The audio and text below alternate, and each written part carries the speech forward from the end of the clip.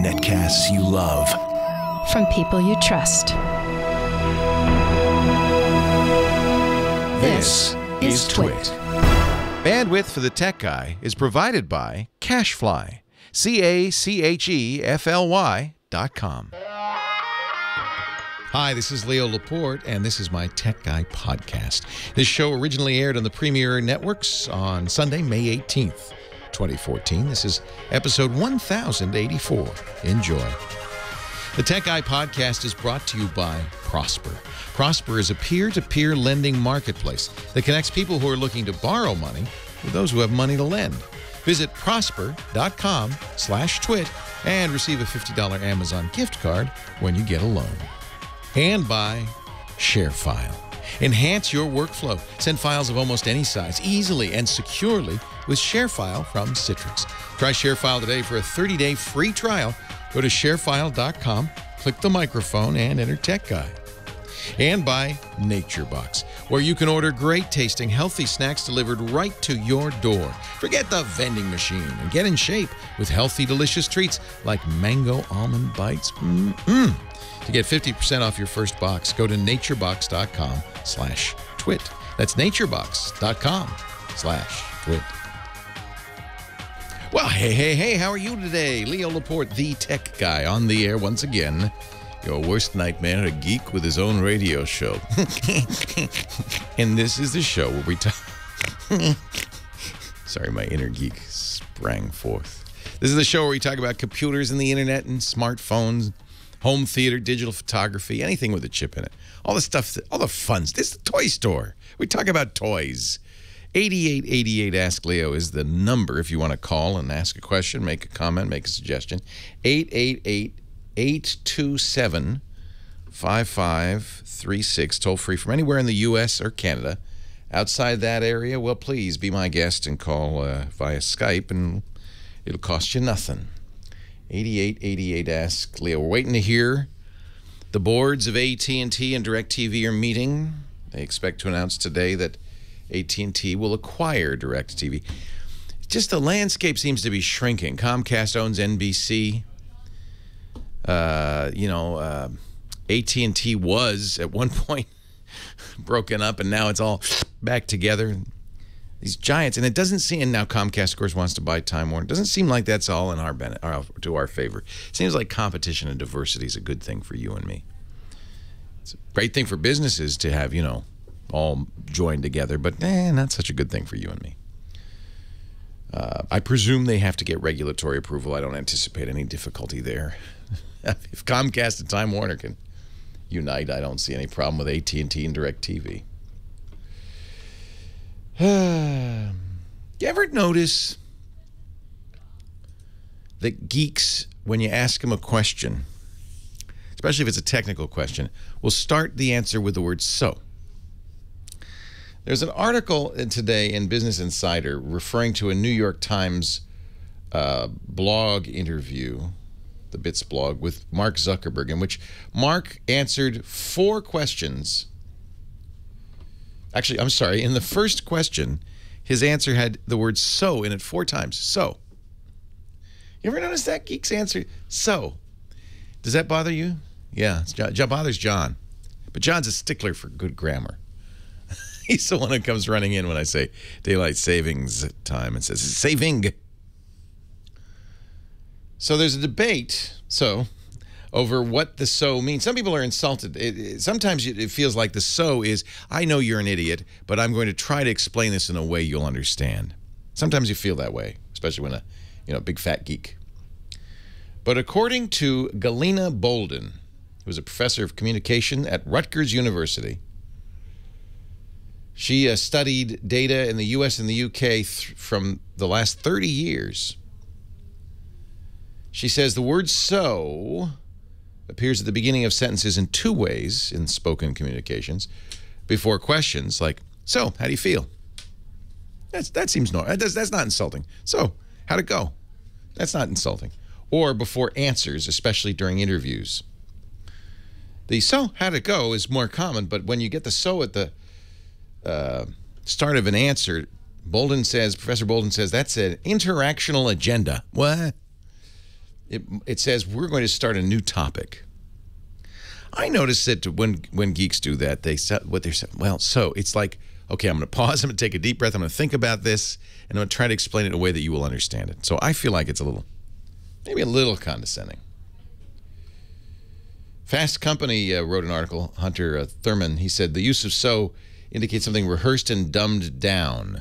He says, don't do it. It alienates your audience. Yeah, I'm not sure I disagree with that. But Professor Bolden says, no, this contributes to human relationships. It communicates the speaker is interested in or concerned about the recipient. It also invokes prior conversations, drawing on their relationship history. I guess that's not untrue either, is it? You ask me, what is this net neutrality thing? I'll pause. I'll say, so.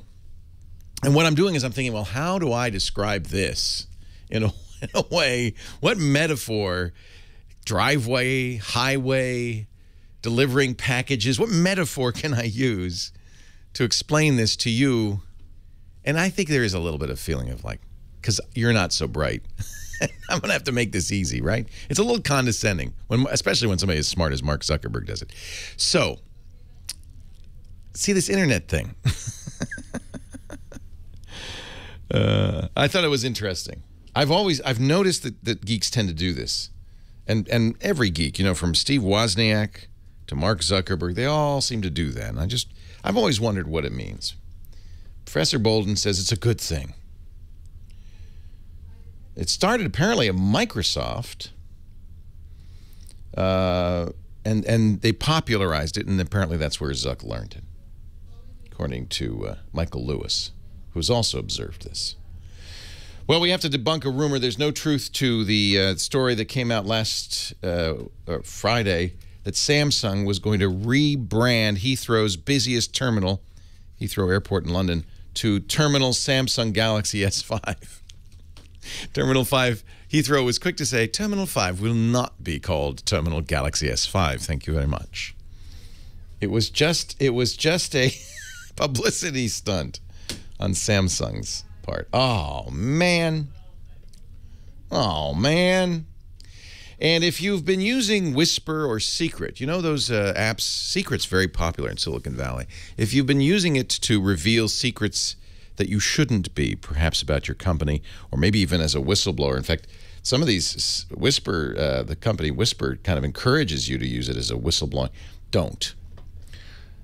Article in Wired this weekend says, in fact, if you read the privacy policies, they're not so private as you might think. All of these apps say, if subpoenaed, we will reveal not only what you said, but who said it and where you are and where you live and everything.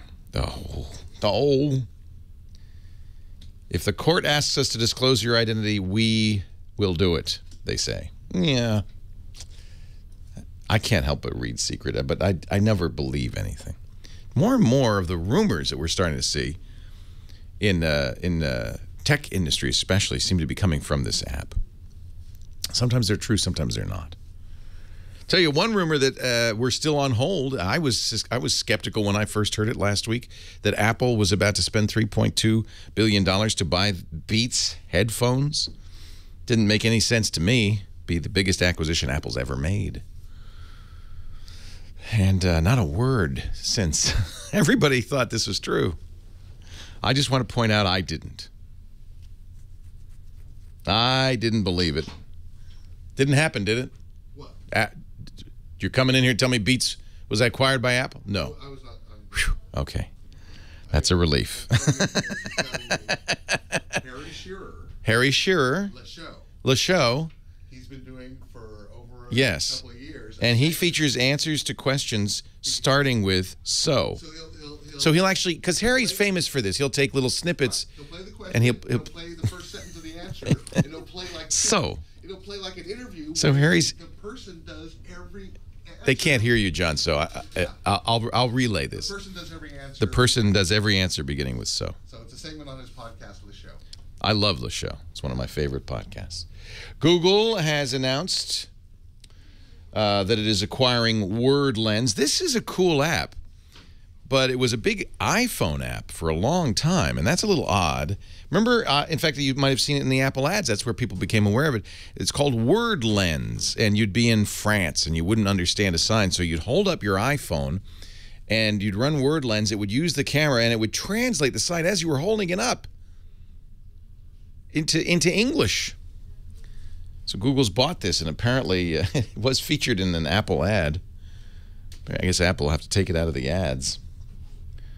They're going to put this technology into Google Translate, which I think I've always loved Google Translate. In fact, you can use speech with Google Translate. I've used this in Italy. You go up and you say something in English, and then the app will say it in Italian. All right, we're going to take a break. Your call's next. Leo Laporte, the tech guy.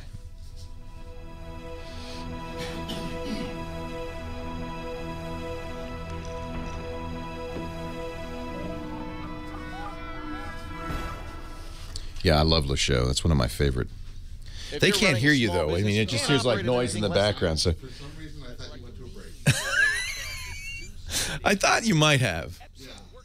I'll just go. Well, next time I'll go. I have not just one, not just two, but three.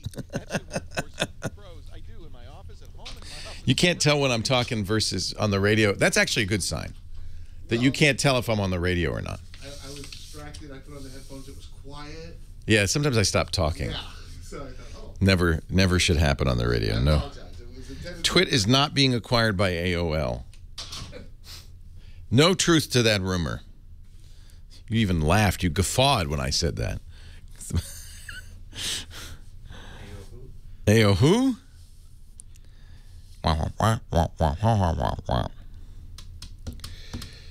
Yeah, at this point, I guess it still could happen, the Beats Apple thing, right? I mean, they could be just working out the details. Or it never, Apple never bothered even to deny it. Which at first I thought sounded like it was going to be, that made it real, but I think maybe Apple thought it was laughable. And they didn't think anybody'd believe it.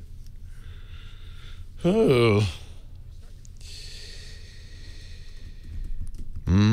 You've got Twit.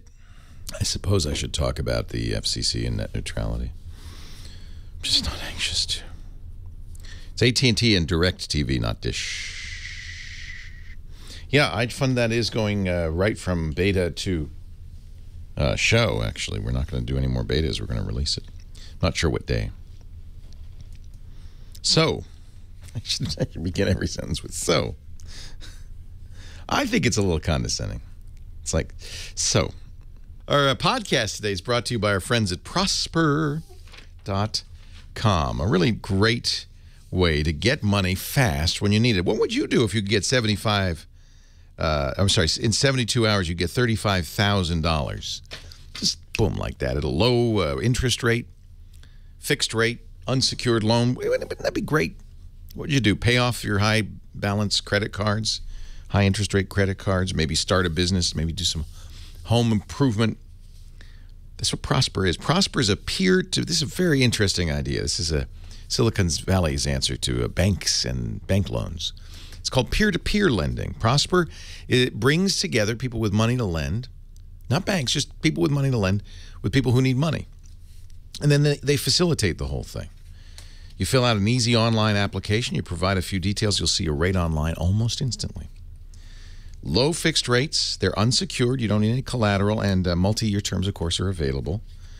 The rates are very good. And the nice thing is you will not affect your credit score by checking your rate. So check your rate. Find out. Go to Prosper.com. There are more than now 2 million members there, both lenders and borrowers alike, and over $1 billion in funded loans. So you know this works.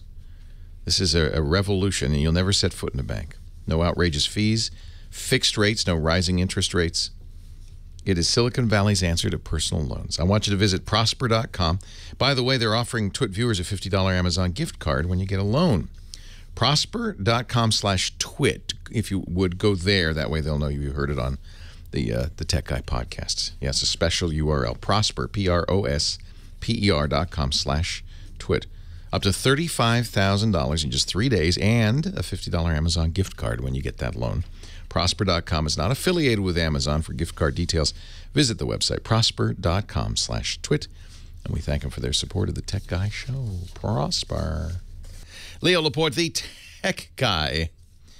8888. Ask Leo's the phone number. Our website is techguylabs.com. Go there. You'll find a link to our chat room.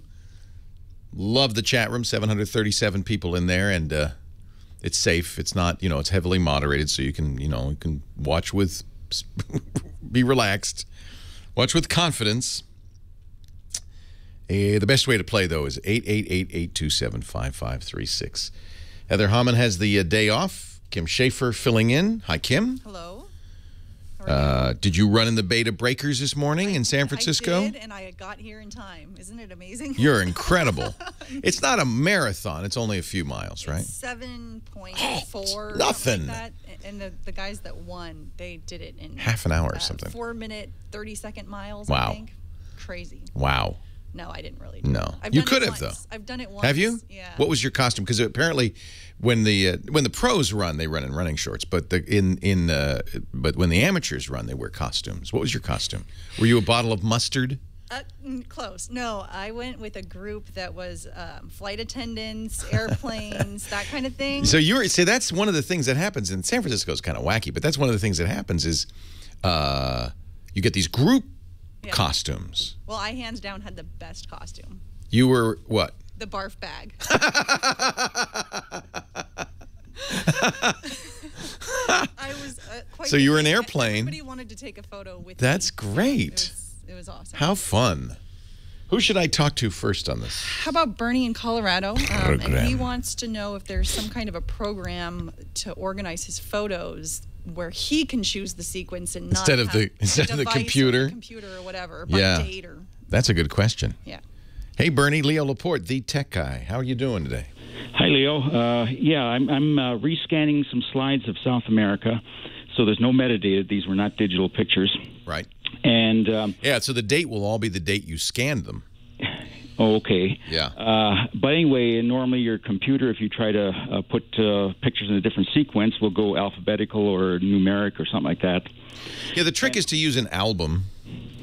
And are you on Windows? Both, Windows and Mac. In albums, I believe you can sort them in any way you want, and it just remembers that sorting. I think that's true on iPhoto, and on Windows, Picasa is a great free program, P-I-C-A-S-A. Got that. Huh. And I think, correct me if I'm wrong, chat room, but I believe this is a good example because there's no metadata, there's no the actual date of the photograph isn't in it because you scanned it. The date of the file will be the date you saved it, you scanned it. Yeah. And that's useless because, they'll all be the same. Yeah. So in order by date is not useful. That's a great question. I never, I always go by date or file name. I think Picasa albums will let you order slides in any order you want.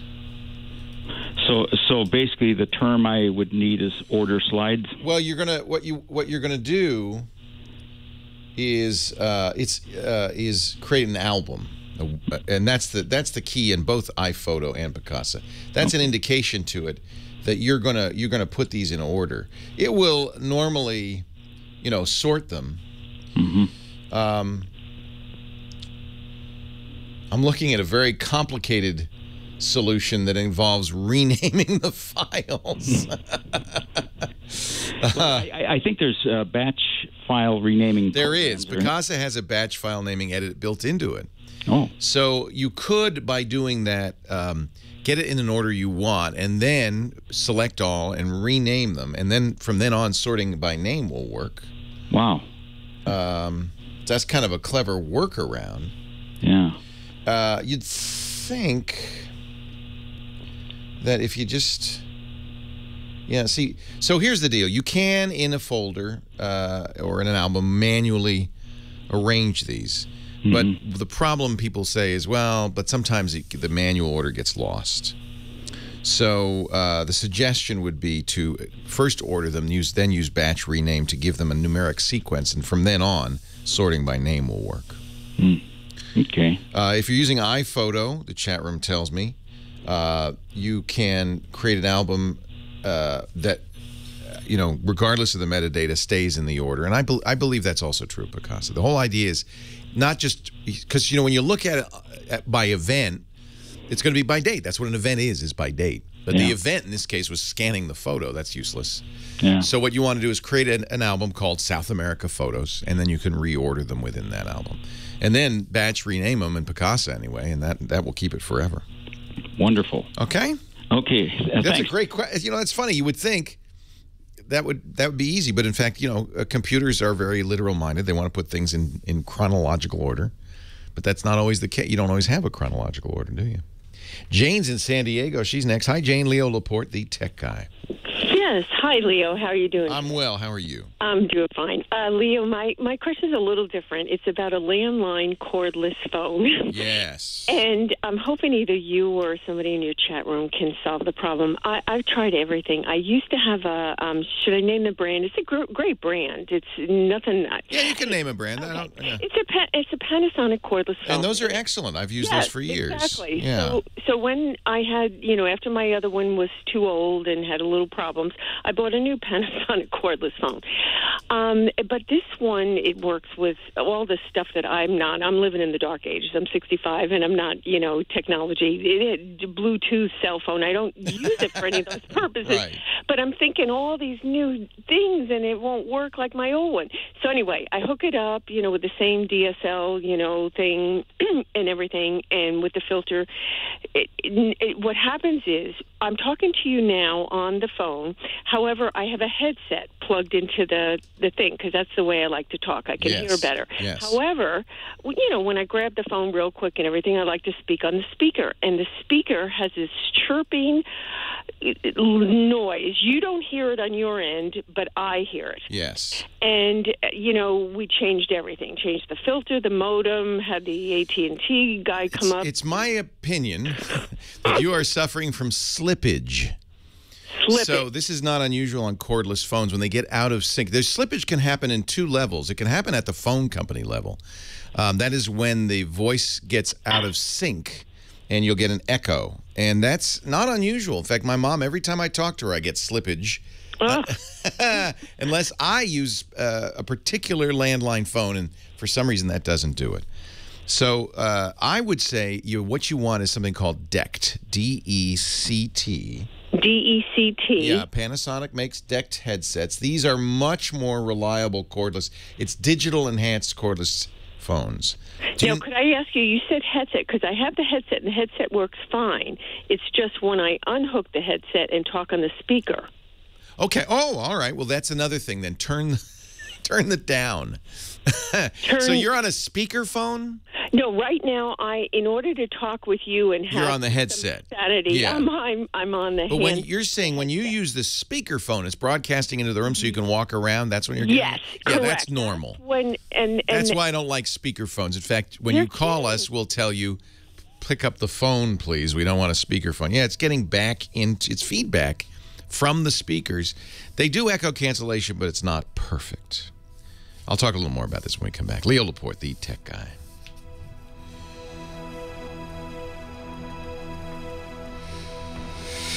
Slippage is actually the phone company term for echo on the phone line.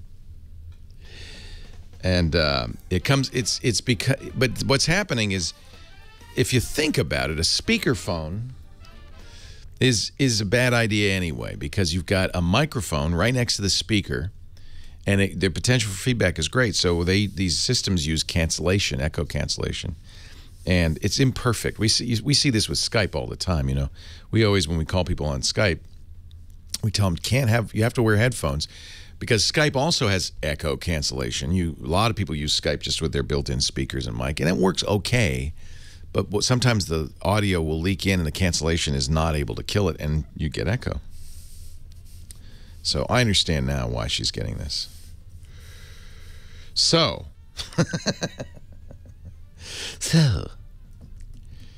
I would not sell a DSLR for the RX100. I know people are going crazy about it, but it's... I have the RX100 II.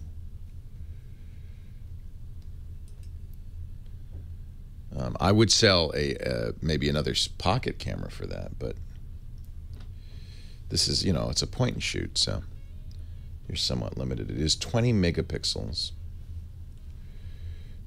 And now has f1.8 to 2.8 equivalent from 24 to 70. So, I mean, it's pretty amazing. If you never use any other lenses on your DSLR, maybe. I bought the Mark II because it's a great pocket camera, great fast pocket camera. She complained about chirping and echo. I think the chirping is echo. I think what it is it's the echo being cut off by echo cancellation. It's just the beginning of the sound. So I think it's just a speakerphone issue. But a better phone might do better echo cancellation. A mix of the tech guy from Smule. What is this? How are you today? How are you today? How are you today? How are you today? How are you today? How are you today? How are you today? How are you today? How are you today? Leo Laporte. Is there a video? On the air once again. How are you today? Leo Laporte, the tech guy on the air once again. I'm getting echo. I'm getting echo in my phone. And chirping. How are you today? Leo Laporte, the tech guy on the air once again. How are you today? Leo Laporte, the tech guy on the air once again. How are you today? How are you today? Very annoying, but can I play that as my return? It is turkey burgers. All right, so as soon as the sound goes dead from you, I will play it again. Sam. How are you today? How are you today?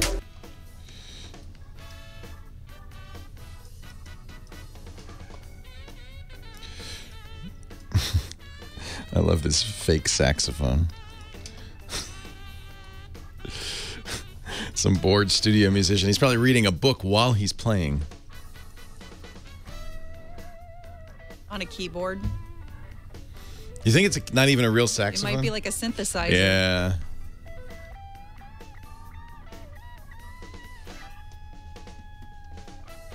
That's right, Art Chandra. Loss of synchronization.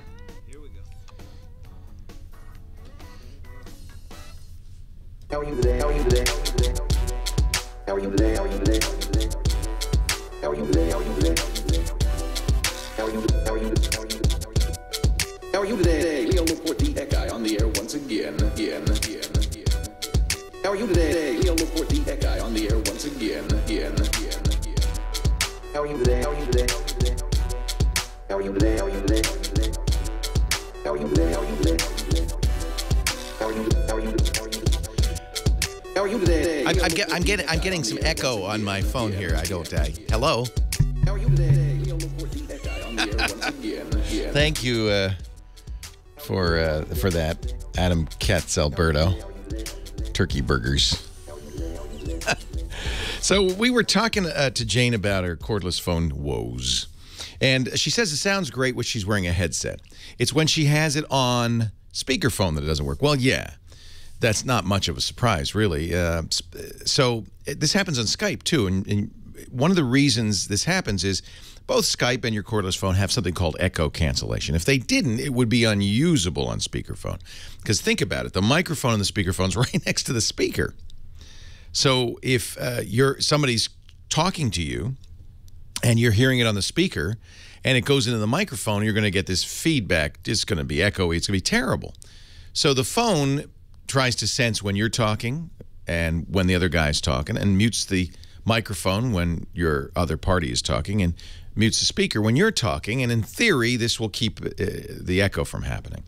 But the chirping you hear, I believe, not having heard it, but I believe that the chirping you hear is the echo cancellation kicking in. So you get just the beginning, the first, and then the echo cancellation kills it. The echo would be the echo cancellation not working so well.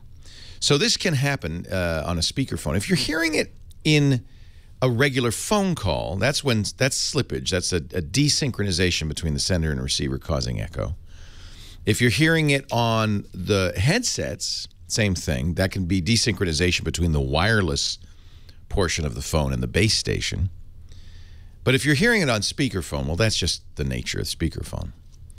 A better phone might do a better job of echo cancellation. And I mentioned I do like for cordless these new DECT 6.0 phones. They really do a much better job of everything, especially the wireless connection, but also of echo cancellation. So, you know, Panasonic makes them. Everybody makes them now. So there are all sorts of issues that can happen, and this happens too with Skype. It's in fact why when I use Skype, I recommend people get headsets, if at all possible. You know, the headsets are the microphone and headphone combination. That's going to give you a much better result with Skype than using the speakers on your laptop and the microphone on your laptop. Skype has echo cancellation too, and it does a surprisingly good job. But this is challenging. So the idea is you're really you're getting a little bit of feedback in effect from the speakers because the echo cancellation isn't fast enough. That's the chirping and the echoing. And so my suggestion is don't use the speakerphone. We try not to let people use speakerphone on this show either. It just doesn't sound good.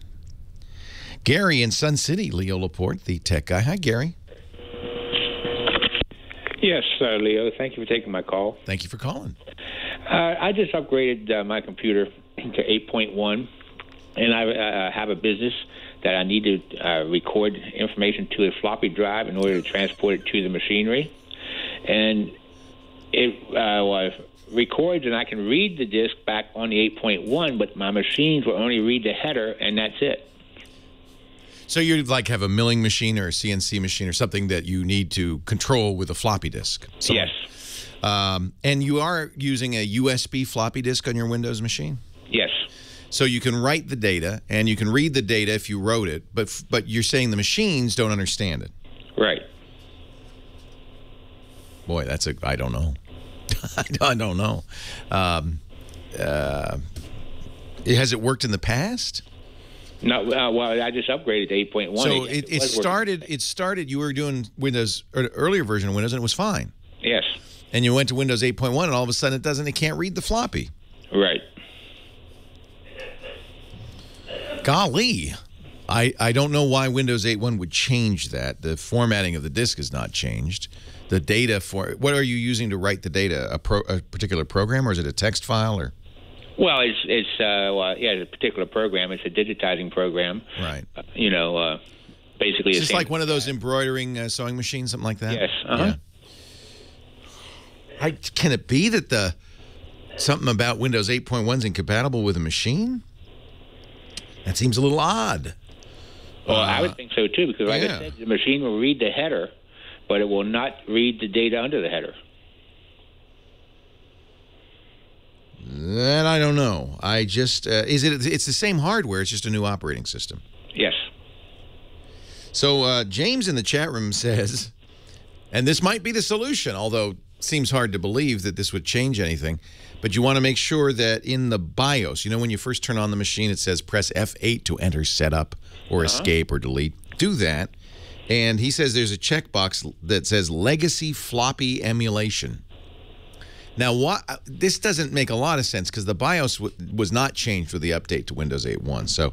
But it would be worth trying it. The software works. The sewing machine software works on 8.1 properly. That would be most likely the issue. You could see the disk drive. You can write to the disk drive, and your sewing machine actually sees the disk drive and even reads the header, but doesn't get the instructions. Right. So it says, oh, I recognize this. This is a pattern, XYZ, but it just doesn't ever execute it. Right.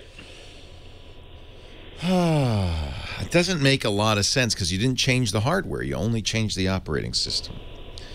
Apparently, Microsoft, now maybe this is why, James is saying Microsoft turned off support for legacy features in Windows 8.1 that worked fine in previous versions.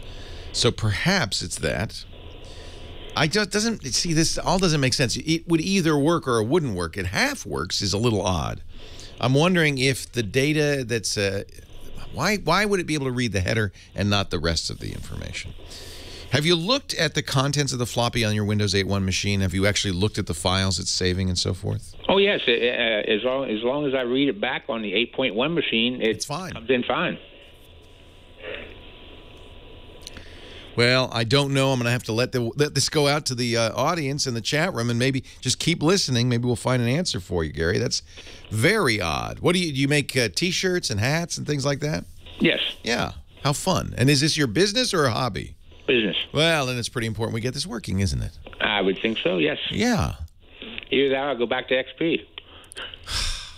So you jumped from XP to 8.1? Yes. It has to be something in the software, not the floppy disk. I would expect it's something in the software.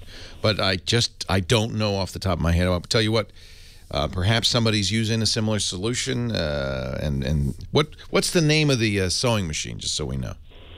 Tajima's.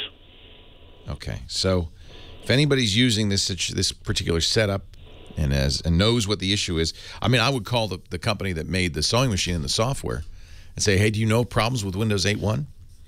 If they're still using a floppy disk to get the data to the sewing machine, it's possible that they haven't really entered the 21st century yet and maybe don't even know that there is a new version of Windows.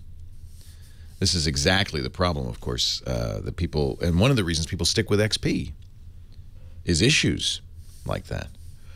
It's a USB floppy, so you don't need a special driver for it.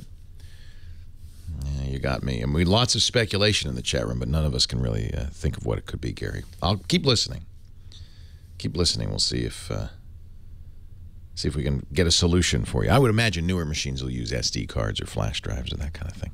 Lou in the Inland Empire. Leo Laporte, the tech guy. Hey, Leo. Thank you for taking my call today. Well, you're welcome. Thanks for calling. What can I do for you?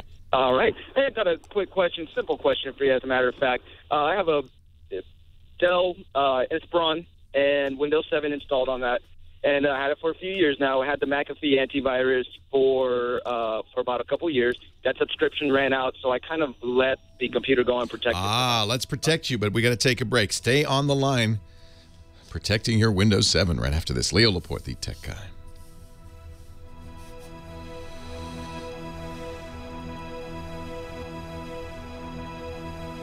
Boy, I tell you, that's a great mystery. I don't know why that would make any difference at all. If it can write to the floppy, if it can read the floppy, and the sewing machine can even read the header of the floppy, maybe reformat the disk? Nah, the format's format. And because it's a USB floppy, it's not... Yeah, maybe you could put XP in the virtual box. I don't think that makes any difference. It doesn't. Well, maybe it does. Who knows? The guy may go back to XP.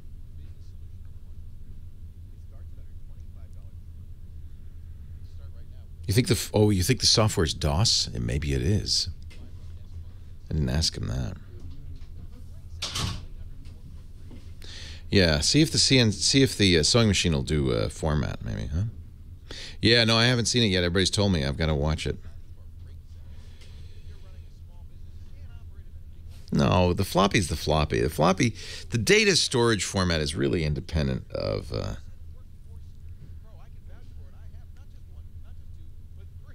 Yeah, I think it's probably just a hardware failure that's coincidental.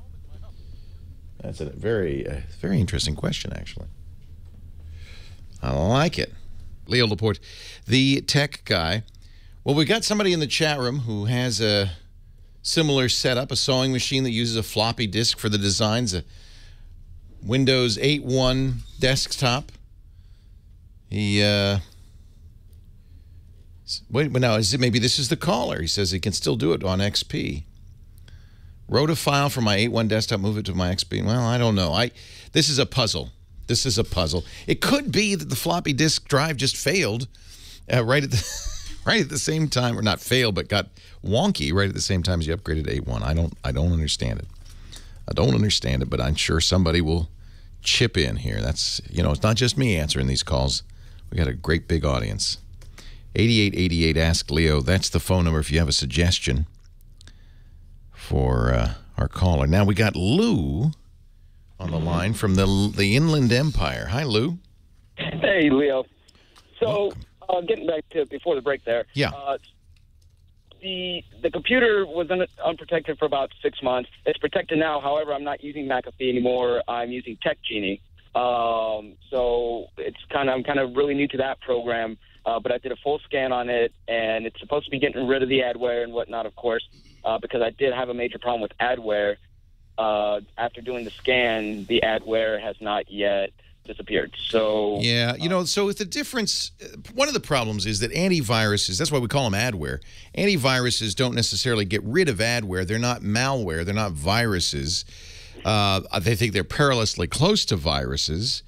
But generally, if it's something, for instance, you downloaded something from cnetsdownload.com and the downloader installed Conduit and a bunch of other adware on there, which it does in many cases, your antivirus won't stop it, nor will it flag it as malware, because it's not. It's adware. It's just as annoying as malware.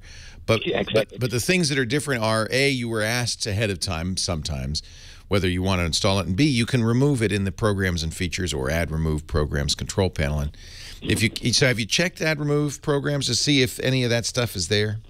I have, but I haven't been able to really find it in the control panel. So that's what kind of concerned me, because it said there was a software that was installed into my computer that I have no knowledge. Was it TechGenie that told you had this stuff on there? Not necessarily. I just kind of ran the scan. I just got this program about last week. I didn't really study it too much. Like I said, I'm pretty new to the program. I don't know anything about TechGenie. It's not my first choice. In fact, I would get rid of it. Okay. Microsoft, what version of Windows are you on? 7. Microsoft has a free antivirus called Security Essentials that is far better than anything else out there. Okay. An antivirus is not going to prevent you from doing dumb things, though. Yeah, exactly. I put dumb in quotes. Dumb as in unsafe. Right. But sometimes we do unsafe things, not just because we don't know any better, or just because they're sneaky. These guys. It's not your fault. They're sneaky. They tricks you. So I would uninstall TechGenie right away. Okay. Uninstall anything else you've got on there. I'm not fond of McAfee either. Microsoft.com/security essentials is free. And the other thing is, Microsoft puts on there every time they do an update. They update this every second Tuesday of the month. Something called the malicious software removal tool. I would run that. You might have some success with that. And there's no icon for that. Microsoft hides it. Every second Tuesday, they update it and run a brief scan, but you can run a more thorough scan. And now here, I'm going to tell you how. You're going to have to do this from the command line. And you just click Start and Run, and you type MRT. That's the name of the program, the malicious software removal tool, MRT, and hit Return. And that will then open a window now, and then you can check the box that says thorough scan. I would think that's probably a good idea. Look at your browsers. A lot of times this adware is an extension that has been installed without your knowledge into the browser. So look at browser extensions. It's a good idea. Almost all browsers will let you start up in a safe mode, or look in the menus for Internet Explorer, no extensions, that kind of thing, and see if you can run it that way. And if the adware goes away, then yes, it's an extension that's been surreptitiously added to your browser. Antiviruses. Symantec had a press release apparently this week that said, our antivirus is only about 40% effective. That's just Norton. It's only about 40% effective. And it's not, what they're saying is it's hard for us to be 100% effective because we're not going to stop users. You can't from doing what they want to do. And that's really where you get into trouble. Users go to download.com, download something, install it, and, nothing the antivirus can do about that. I don't generally recommend trying to remove infections with tools like Malwarebytes or Spybot or Spyware Blaster, only because I feel like they can give you a sense of false confidence. They don't, any of them work 100%. Plus, there's a real risk, and one of the reasons I don't mention them very often on the radio show, there's a real risk that you will, or somebody, not you, but somebody listening will say, I heard Leo say something about Malwarebytes. They'll type it into Google and they'll get not the Malwarebytes, but a Malwarebytes. It's actually malware itself. So I'm reluctant to recommend these kinds of solutions. You probably can dig around and figure out where it is this thing is starting up. Turn it off. If it's just adware, it's not malicious. If it's malware, it usually doesn't announce itself. I almost wish Windows had never been invented at this point. We spend way too much time. You spend way too much time worrying about this kind of stuff. And it's not getting better. Microsoft in Windows 8 has built-in security essentials. They call it Defender now, but they've built an antivirus into the operating system, which they should have done from day one.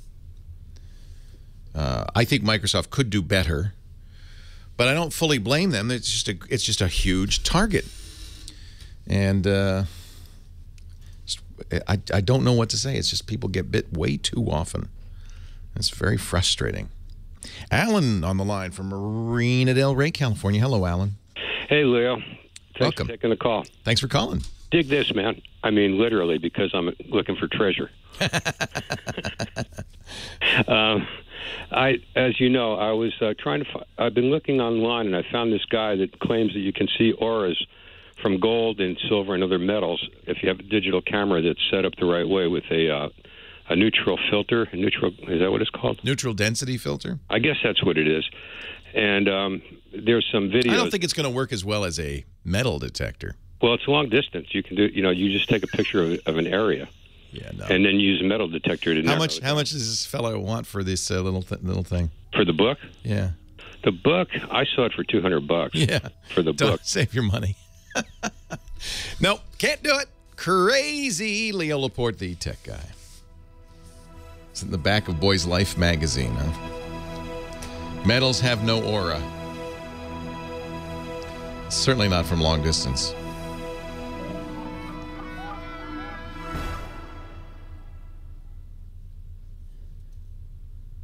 I remember back in the days of black and white TVs and phones, wires and dials. You can always tell when it's $200 for the book that there's something going on.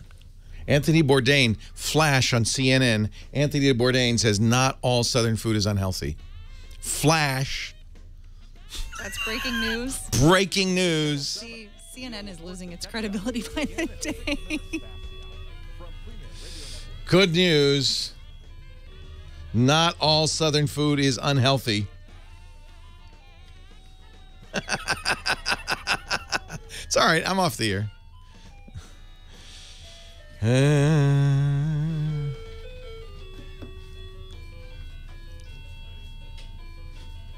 Is there an ice cream truck in here? No, my clock goes, apparently for quite some time, it goes off with a musical tune at the top of every hour. Oh, okay. God, it's going on forever. Our show, our podcast today, as always, brought to you by my friends at Citrix. They do such a great job with ShareFile. It's how I share my files with, well, in the business these days, and what I'm sharing is audio files, of course, but in business these days, almost every business email has something attached, a spreadsheet, a document, a contract, a presentation. You send those PowerPoints. And you hear me talk about this all the time. It's a bad idea to attach files to email. It's not secure. Email attachments are a common way to spread viruses, so it's unsafe. And let's not forget bounce backs. Most email systems can't handle these large files, and so there's no guarantee you're going to get that data to the recipient. So here's what I suggest: a 30-day free trial of ShareFile. Go to sharefile.com and click that podcast listeners link right at the top there. ShareFile will and use the offer code Tech Guy if you would. That way they'll know you heard about it on the Tech Guy show. Pick your industry too, because ShareFile is compliant with regulations in a great many industries, financial services, SEC regulations. If you're in the medical industry, healthcare, they are HIPAA compliant. You have total control over the file. You never have any risk of losing control. You can see, you could say they only can download it for one day once or unlimited. It really is a great way to share files. It's how I share files all the time with the radio stations. We send them audio. We send them ads. Hi, this is Leo Laporte. Whenever I'm in Cleveland, I listen to WGST, that kind of thing. And it's really an easy way to do it. It looks like email. They get a link that they can click. It's got your company logo on there. I rely on ShareFile. So do millions of other professionals, and I want you to try it free. ShareFile.com. Click the microphone right at the top there where it says podcast listeners, and use our offer code TechGuy for 30 days free. ShareFile.com.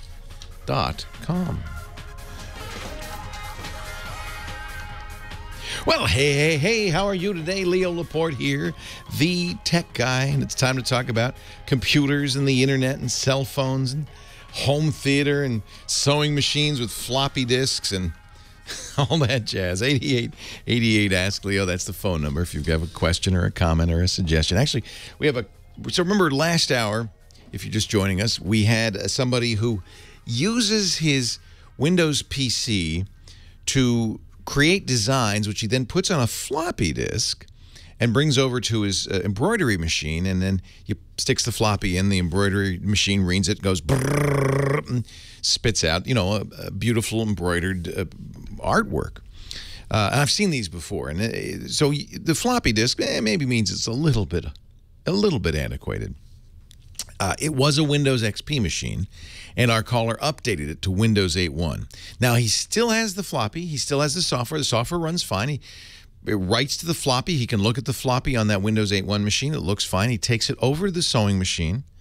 The sewing machine sees the floppy. It sees the header. It says, oh, yes, designed for Tweety Bird embroidery, but then, boom, it won't read the rest of it. So a number of people have called, and let's hope we can get an answer here. Let's start with Ronnie in Los Angeles. Hi, Ronnie. Leo Laporte, the tech guy. Hi, Leo. We just had that problem with our machine recently, or a girlfriend's machine. Okay. I have the Windows 7, and it works perfectly. But she went and got Windows 8, and I don't know what program he's using specifically, what embroidery program, but we were using the Husqvarna Viking program, and that does not work on 8, and Windows has put in, and Viking has put in a patch.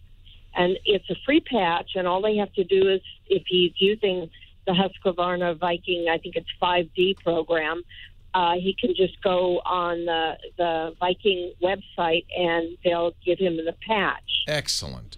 So in this case, the software doesn't run. Now, he says his software does run. It just doesn't write to the disk properly. It doesn't write to the disk. Well, it's also a floppy, and it may be time to upgrade to... You think? Does the Husqvarna use floppies, or what does it use? Well, a long time ago it did, but now they're using a CD, and they also, you can't use the program unless you're using what they call a dongle. Yeah, I hate that. That's copy protection. And that's dumb because you have to have the machine. That's a good enough dongle, if you ask me.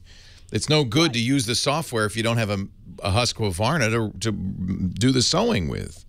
Well, no, that's not necessarily the case because I don't have a Viking sewing machine. But I use the 5D program. So that's why they put copy protection on it. Yeah, but the only way you can use the 5D program, or now they've got a 6D, is that you must have the dongle. That's a shame. I hate it when they do that. Well, thank you, Ronnie. I appreciate the tip. So go to the website of the manufacturer or of the software and see if there's an update for it. I think that's a good suggestion. Jonathan also thinks he might have an answer. Hi, Jonathan. Leo Laporte, the tech guy. Hey, Leo. How you doing, Jonathan? What do you think's going on? Well, I have Windows 8.1, and I have a floppy drive. Yeah. And it gives me options on formatting, and it gives me application unit size. So maybe now 8.1 has changed how it writes to floppies. If your sewing machine could format the floppy, I would have the sewing machine format the floppy and then bring it over to your Windows 8.1 and see if it can read it and write to it. That's interesting. So 8.1 has some new settings for floppy disks. Yeah, on my computer is showing an allocation unit, and I have formatted different allocation unit sizes, and I'm thinking maybe it's just reading the... I'm thinking you're right. I'm thinking you're right, that maybe the default for Windows 8.1 is a different size allocation unit than it is for the XP or for the old machine. And also, floppy used to use a file system called FAT12. Yeah. Yeah, those were the days. I think you're right. I mean, the file format could be different. We're now at FAT32. I think the thing to do is make sure you're formatting those floppies from the machine, if you can, to make sure that they're compatible with the machine. Jonathan, thank you. Good suggestion. See, we got a great team here. There's nothing we can't answer. Even sewing machines, floppies that don't work. Diane, Orange, California. Leo Laporte, the tech guy. Hi, Diane. Hi. Welcome to the show. What can I do for you? Well, my husband and I are getting ready to take a trip to Switzerland. It's our first time going to Europe. We both have iPhones, and I have an iPad, and we'll probably bring along a laptop because I'm a workaholic and I can't get away from it. Mike, and I've looked into, I listen to your show regularly, so I know we can't just go over there and use our iPhones because we don't have $200,000 to pay the phone company when we come back. So my solution was I went online and I found that the best carrier in Switzerland seems to be Swisscom. That's right. And I looked at what mobile Wi-Fi equipment they offer, and it's the Huawei E5330. So I started looking for an unlocked one here, and the only source I could find, I have to buy it from China, which makes me a little nervous. Well, Huawei is a Chinese company, so that's why. Okay. So there's a couple of solutions to this. It sounds like, now, first of all, the hotel you're in will have Wi-Fi. Right, but we're addicted to being able to look stuff up on the go. And for travel, that's great because you can't get lost. So you're wandering around Geneva and you go, I don't know where the hotel is. You pop out your iPhone, you enter Google Maps, you enter the hotel's name, and it'll walk you home or give you a bus. It's very handy. And that way we can make phone calls on Skype and so my advice is to keep the iPad and the laptop at home or at the hotel. And not at home, at the hotel, and use the Wi-Fi with those, but you can carry. But your iPhone is mobile, and that's useful. Now, who's your carrier on the iPhone? AT&T. Great. And we went and looked at their international, and it's expensive. Yeah. Now, how long are you going to be gone? 11 days total. Yeah. And we're not just going to be in Switzerland. We're going to go down to Milan, and we're going to go into the Black Forest in Germany. And that's the second question: is will the Swisscom work when we cross over in the other countries? So that makes it even more complicated now because you're in 3 different countries. Well, actually 4. We're going to go into 4. So you're in Germany, you're in Italy, you're in Switzerland, you're in France. So that means now that's changing, by the way. Early next year, every country in the EU will have a centralized kind of system that it should all work. But for now, in general, that doesn't help me in June. Yeah, in general, each country you'll need your own data plan. What I would say is continue to use Wi-Fi whenever possible, and every hotel you're at will have Wi-Fi. And then do buy, and the easiest thing to do, this is what I do. You're only going to be gone 11 days. You can buy for your phone, say 100 megabytes, which is about $100, and just be very judicious about when you use data. Turn off data all the time because the email packages are downloading email all the time, and it's going to surprise you. But if you turn off data, except when you need it, when you're walking around looking for a map or a restaurant, that kind of thing. Turn it on, do what you need to do, and turn it off. You will easily fall within the 100 megabytes. That's a lot of data. Yeah, except with my career, I need to have access to my email. That's why. Well, you can't, but you will at the hotel. You want to have it on the road too? Yeah, I mean, stuff is really time sensitive, and so. So you want to be able to get email the whole time.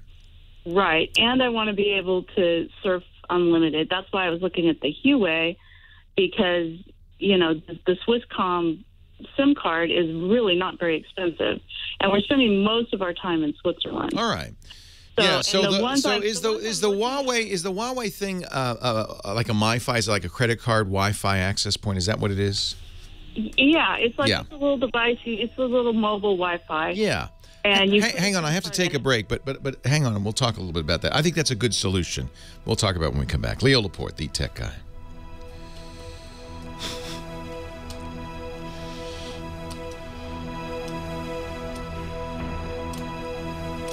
So Beatmaster is in Switzerland. And so you're saying that Swisscom hotspot you could use in other countries? You'd have to buy a SIM in those other countries, right?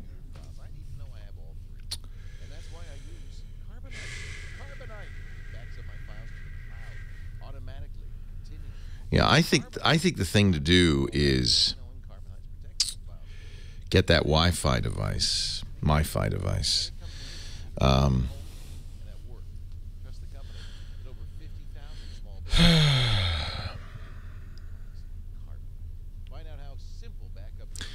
Problem is, she wants access all the time, unlimited. She wants unlimited data all the time on her laptop, her iPad, and her phone, and she doesn't want to pay $100. So it's expensive.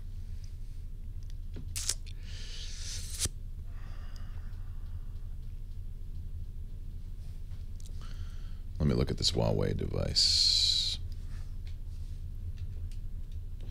Oh, this is cool.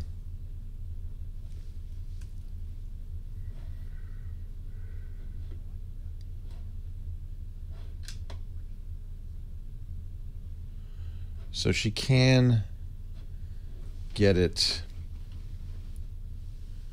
Why am I getting I'd like to get a non-mobile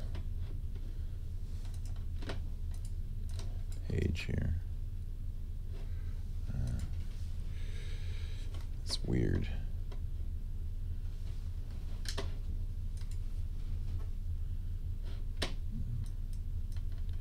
So this sounds like it works in many areas.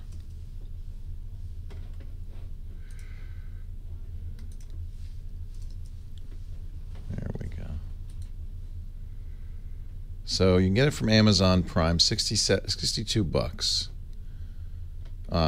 But you have to put a SIM card in it. It's only 3G.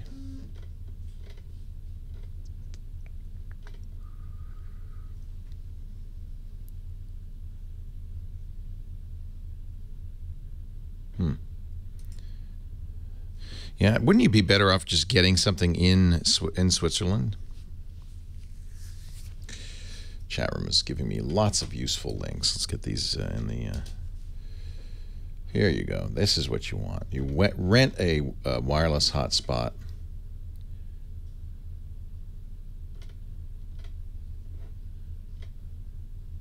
It's $100 a week.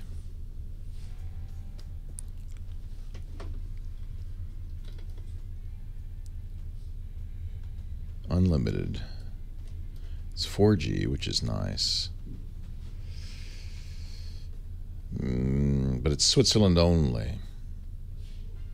Bless you. That was so loud I heard it here. 'Tis the season. Yeah. Allergies. Yeah. Yeah, no, I already have mentioned the prepaid with Data Wikia. In fact, that's what I was looking at first. And that's where I saw the Swisscom.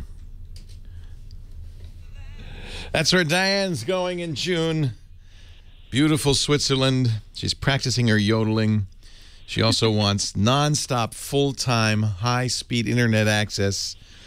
And this is the challenge, of course, is that she's not just going to be in Switzerland. She's also going to be in Germany and Italy and France. So, unfortunately, you know, while the Swiss carrier Swisscom is very good, and they for 49 francs they sell the Huawei mobile travel hotspot. It does exactly what you want. But do I have to get a subscription with that? That includes the data, I believe. So what you'll be doing is, well, there are a couple of things you could do. You can wait till you get to Switzerland and get it there. It might be more convenient. You can go online and get it on Amazon or get it from Swisscom right now. You can also reserve it on the Swisscom site and collect it in the store, which might be the easiest thing for you to do. This is so. Here's the. Let me give you the kind of the general travel information that everybody needs to know. In Europe and most of the world, they use a technology called GSM. Here in the United States, we have two technologies for our cell phones: GSM and CDMA. Verizon and Sprint are CDMA. You're lucky you're an AT&T. AT&T and T-Mobile both use GSM. So you can use a T-Mobile or AT&T phone almost anywhere in the world. With Verizon and Sprint, you'll have to explicitly go to them and say, I need a world phone. And they'll have a phone that has dual band, has GSM and CDMA. The iPhone, for instance, the iPhone 5 and later on Verizon can work around the world. Now, you have a couple of choices with your phone. If you want to keep your phone number, you're going to have to pay for special international access. You can not pay for it and really pay when you get home. Or you can order data and phone service that is a little bit cheaper, but still way overpriced, from AT&T or T-Mobile. T-Mobile's unusual in one respect. They allow you slow edge access for free anywhere in Europe. But it's slow, but at least it's there. So that's a compelling reason to go with T-Mobile for frequent international travelers. If you're going to an individual country, and we'll put this in the show notes, there's a great site called Prepaid with Data. It's a wiki, I've mentioned it many times, that shows you country by country what the best carriers are. And by the way, they agree Swisscom is the best. Well, that's where I found the information. Oh, smart woman. Because I listen to you. So if you want to know tech, call Leo. Yeah. So you can go to the Swisscom site and order this Huawei device. That's probably where you figured it out. Now that's not going to give you phone calls. That's only going to give you data. That Huawei device. Which I can use Skype and pick up my messages and return phone calls. I'm fine with doing that. I'm a little bummed I can't get my text messages because people are used to texting me, but they're just going to have to get over that. Texting can be expensive. You can tell your friends, hey, let's use WhatsApp or Facebook Messenger or some other internet-based messenger instead. Yeah. And if you can convince your friends to do that, that's great because it is expensive. Now, when you get to Switzerland, you can either buy this Huawei device or even buy one option you have is to get AT&T to unlock your phone. In most cases, if you're in good standing and you've had the phone for 6 months or more, you could just do that online with AT&T or bring it into a store and they'll unlock it. And that means you could get a Swiss SIM in your iPhone, and that would include data. And that's usually cheaper, but there's a negative. You lose your American phone number. Right. You get a Swiss phone number. And that's fine on a temporary basis, but now then I have to buy one for me, one for my husband. And then by the time you add that up, I'm figuring I might as well buy the Wi-Fi device, connect both of our phones and the iPad to do whatever we want. Exactly. And the Huawei, we can use it the next trip. You're exactly right. You own it. You can keep it. You can use it again. You'll have to put more, data on it because you get that from Swisscom. That device probably can be used in the other countries as well. You'll just have to get, when you get to Italy or France or Germany, you just get a SIM card in those countries, pop that in. And Germany and France were only like crossing over for the day, so I'll go through withdrawals, but I could survive for 8 hours without it, and turn it off, and then. When we go into Italy, that's where we're spending 3 days. So I'll do it in Italy. Yeah. This is a great solution. You have to make sure. In fact, it may be cheaper to do this than to get the hotel Wi-Fi. Sometimes hotels charge so much for Wi-Fi that it's cheaper. Exactly. Even an internet cafe might be more expensive. Wi-Fi is everywhere in Switzerland, so that isn't. You're always going to be able to get online at a cafe, at a coffee shop, at the hotel. But having the MiFi card means you can walk around mobile, use your data. It's truly unlimited. Swisscom's good about that. And the other thing I'm worried about is, like you said, every hotel, every cafe that you go into is going to want, $20 or so. And by the time you add all that up, you might as well buy this little device. But I'm still nervous about ordering one direct from China, although I'm running out of time. If I'm going to do it, I need to get it done. You don't need to do that. You can get it from Amazon.com. If you search there, it's $61 Prime, which means you can get it overnight. You can also order it on the Swisscom website and have them hold it till you're there. So there are, they sell it directly there. That's 49 Swiss francs. I'm not sure how much. Is that locked to them at Swisscom, or is that an unlocked device that I can use in other countries? That is an interesting question. I would guess it's not, but I'll have to read. And this includes a SIM card that gives you some data as well. You'll have to have a valid passport. This is for international travelers, so they give you a special deal. They don't want people in Switzerland using it, apparently. The Swiss to use it. So you can always visit swisscom.ch and see it there. A number of people, we have somebody in the chat room who's Swiss who says, yes, that's a good way to go. He says it is not SIM locked, by the way.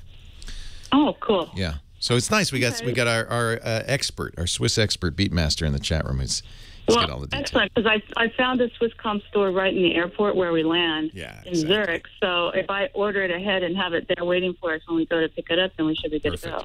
And I've done this, by the way. I traveled to Australia, used a MiFi card, and it really is probably the most affordable and certainly the most convenient way. And you've got 3 devices. You can use up to 10 on this thing, so it works pretty well. Yeah. Right. Okay. All right. Well, thank you very much. I think I know which way I'm going to go. Good. And have a great trip. Oh, well, thank you. We're very excited. Sounds fun. We've never been to Europe before. So. Oh, you're gonna just have a wonderful time. It is so great. Well, have a great time. Have a great trip. That's the and we should tell you the Huawei HUAWEI mobile travel hotspot, or the they call it the E5331, and you can get that online at Amazon, or often it's the best idea to get it when you get in country. Then you'll know it'll work and all of that. I'm glad we could solve that problem for you. 8888 Ask Leo. We got so much information about so many things, including this wonderful wiki, the Prepaid with Data wiki, that we'll put that in the show notes at techguylabs.com. Techguylabs.com. This is episode 1084. We put the website is free. There's no charge. Audio and video from every show is up there. The show notes, James DeRuvo's writing those down when he doesn't have a Boy Scout jamboree to go to. He's a Scoutmaster, so, hey, we let him off sometimes. And then, of course, from my office, Josh Windish goes in there, adds audio, video, and then breaks it up question by question. So you can say, hey, what was that first question in hour number 2? And you can go right to that. If you've got suggestions, too, we'd love to hear from you. We've got a comment section. Leo Laporte, the tech guy. Leo Laporte, the tech guy. We were giving Chris Marquardt the day off today because he's up at Everest or Kathmandu or something like that with his photographic workshop. He does this every year. He goes up to base camp and put a great place for pictures and great experience, too. So that's awesome. Dr. Mom's telling me AT&T International Wireless Roaming is $120 a month for 800 megabytes. That's usually what I get. And it's expensive, admittedly, especially if you're not using the whole month. I mean, it's not bad for a month. But that's usually what I get just because I'm lazy. And then, they get a little extra money because I forget to cancel it when I get back home and blah, blah, blah. But it is convenient to just be able to use your phone and so forth. And I'm just really careful. You got to keep an eye on the usage and so forth. I'm careful to keep it under those 800 because it gets very expensive very quickly. Verizon is terrible. Verizon's extremely expensive. T-Mobile's my favorite because it's free, slow internet, but at least you've got internet. But everybody agrees that for traveling, you can't beat T-Mobile to give you at least a little bit of internet no matter where you go for no cost. Mike's on the line from Whittier, California. Our next call. Hi, Mike. Leo Laporte, the tech guy. Hi. Good afternoon, Leo. It's good to talk to you. Nice to talk to you. Okay. This Christmas, we got our daughter, she's freshman in high school, we got her a mid-price laptop, and she gave old Dad her a hand-me-down. It's not a cheapie, but it's a lower price, not mid-range. But anyway, I gave my son my behemoth Asus desktop, which he's turned into a gaming. But my problem is I'd like all she wants off. Everybody's handing it off. I love that. I know. That's good. You guys don't waste anything. Yeah. We're just a Southern family that does stuff like that. I we like pass it. everything down: clothes, shoes, you name it. That's how it ought to be. Yeah. Yeah. Well, what I need to do is all she said that she wants off of this original, it's the Samsung, the first one, is she just wants her photos off of there, and then I want to completely reset it because my mother back at East, I'm just going to send it to her because hers is crashed, and I'm in the middle of writing my first novel, and I'm going to have to get me something a little more mid-range or upper range, whatnot. But how do I go about just taking the photos off of this and resetting this Samsung back to its original Windows 7 Home Premium system? So the simple, yeah, it's very simple. The simplest thing would be get a USB drive or a USB key. They're not expensive. You should have one anyway for backup. So so go down to the big box store for for $80 you can get a terabyte of backup, which I'm sure is bigger than the internal drive on that whole. Yes. And then it's good to have that as just a regular thing. You make a regular backup. I bet you don't have backups, and that's always a risk. Well, on my desktop and stuff, I do. It all goes to carbonite, but oh, good man, I like that. Yeah. Well, if you're and if you're writing the great American novel, the last thing you want to do is have to start over because you lost it. Right. Well, you got me into carbonite when I started this novel 8 or 9 months ago. Hallelujah. And everything. So yeah. But that's the smart thing. So now, and then resetting it should be pretty easy. It's Windows 7. In many cases, I'm pretty sure on this Samsung it's the case, you'll have a recovery partition. So you'll boot into recovery, and you can wipe the drive and start all over again. I don't know if you got any discs with it or if it gave you the opportunity to make recovery discs. That's another way to do it. But I bet that is it a netbook? Does it have a optical drive? You know what? I do not know. I know it will take DVDs. All right, good. All right. Yeah, so that means you'll be able to burn a disc if you don't have one. But you also, in many cases, can just run a recovery mode. It'll be a Samsung application on there somewhere. And will that get rid of her little password that she's got on there as well? Well, you'll need to unlock it first because it won't let you do anything. But then once you do, yes, it'll start over. Okay. Well, that's all. Yeah, and that's by the way, my recommendation when you give away a computer is to always do that. Back up your data and wipe that computer. Bring it back down to the way it was. Yeah. The other thing before you send it off to mom is I would, as a courtesy to her, do all the Windows updates, get it up to the latest version. You know, that way she doesn't have any risk of using it, and you might even.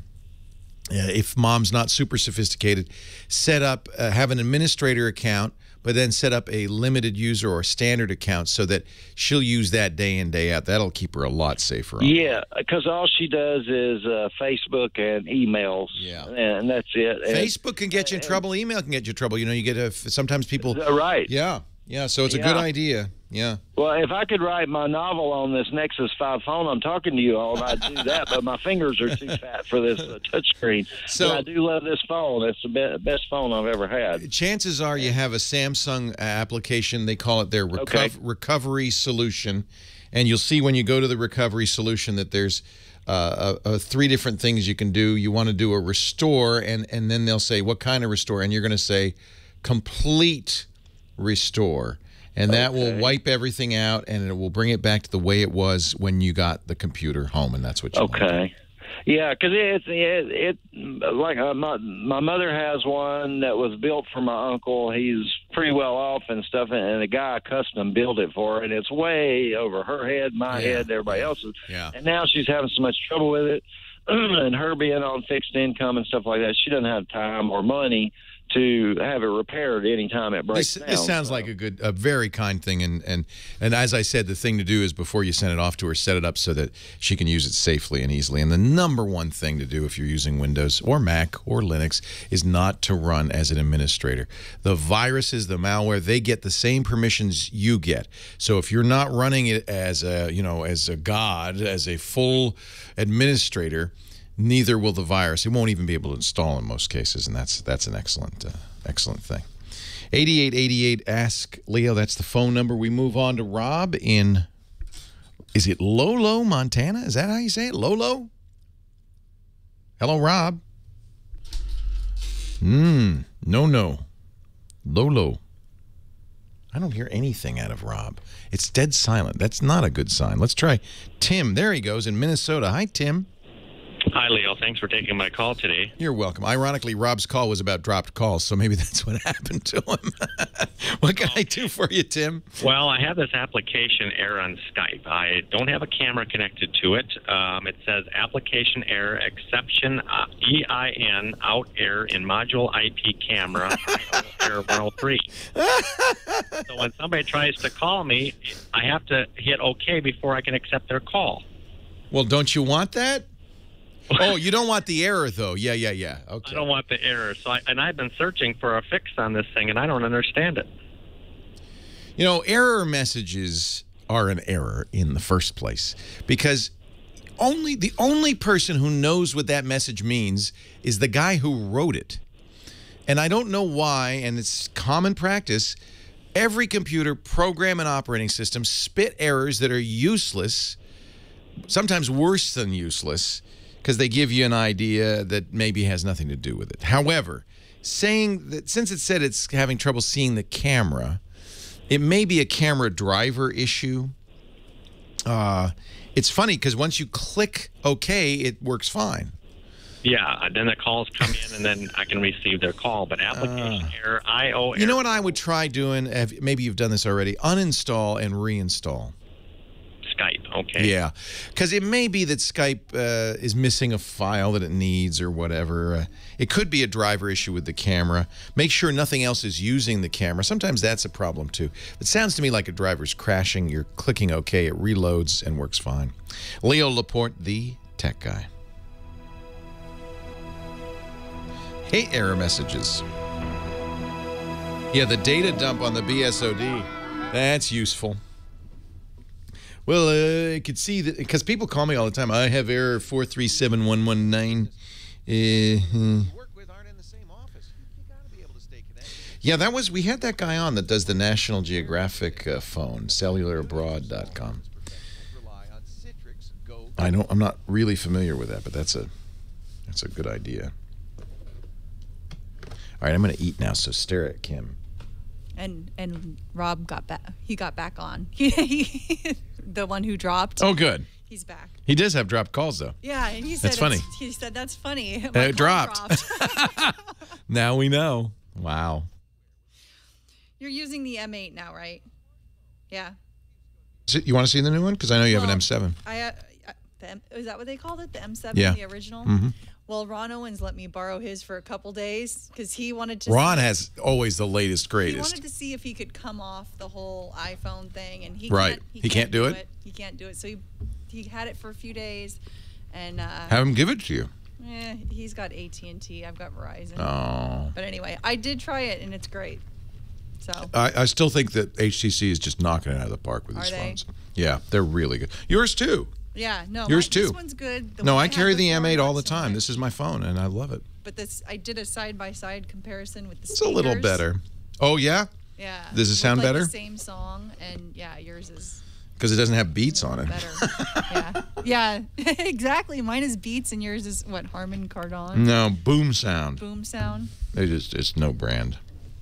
Hey, I want to mention NatureBox. It's snack time, and if it's snack time in your house or at work, the last thing you want to do for snack time is go to that machine in the back there with all the high fructose corn syrup treats and all of that stuff, all the saturated fats and the trans fats.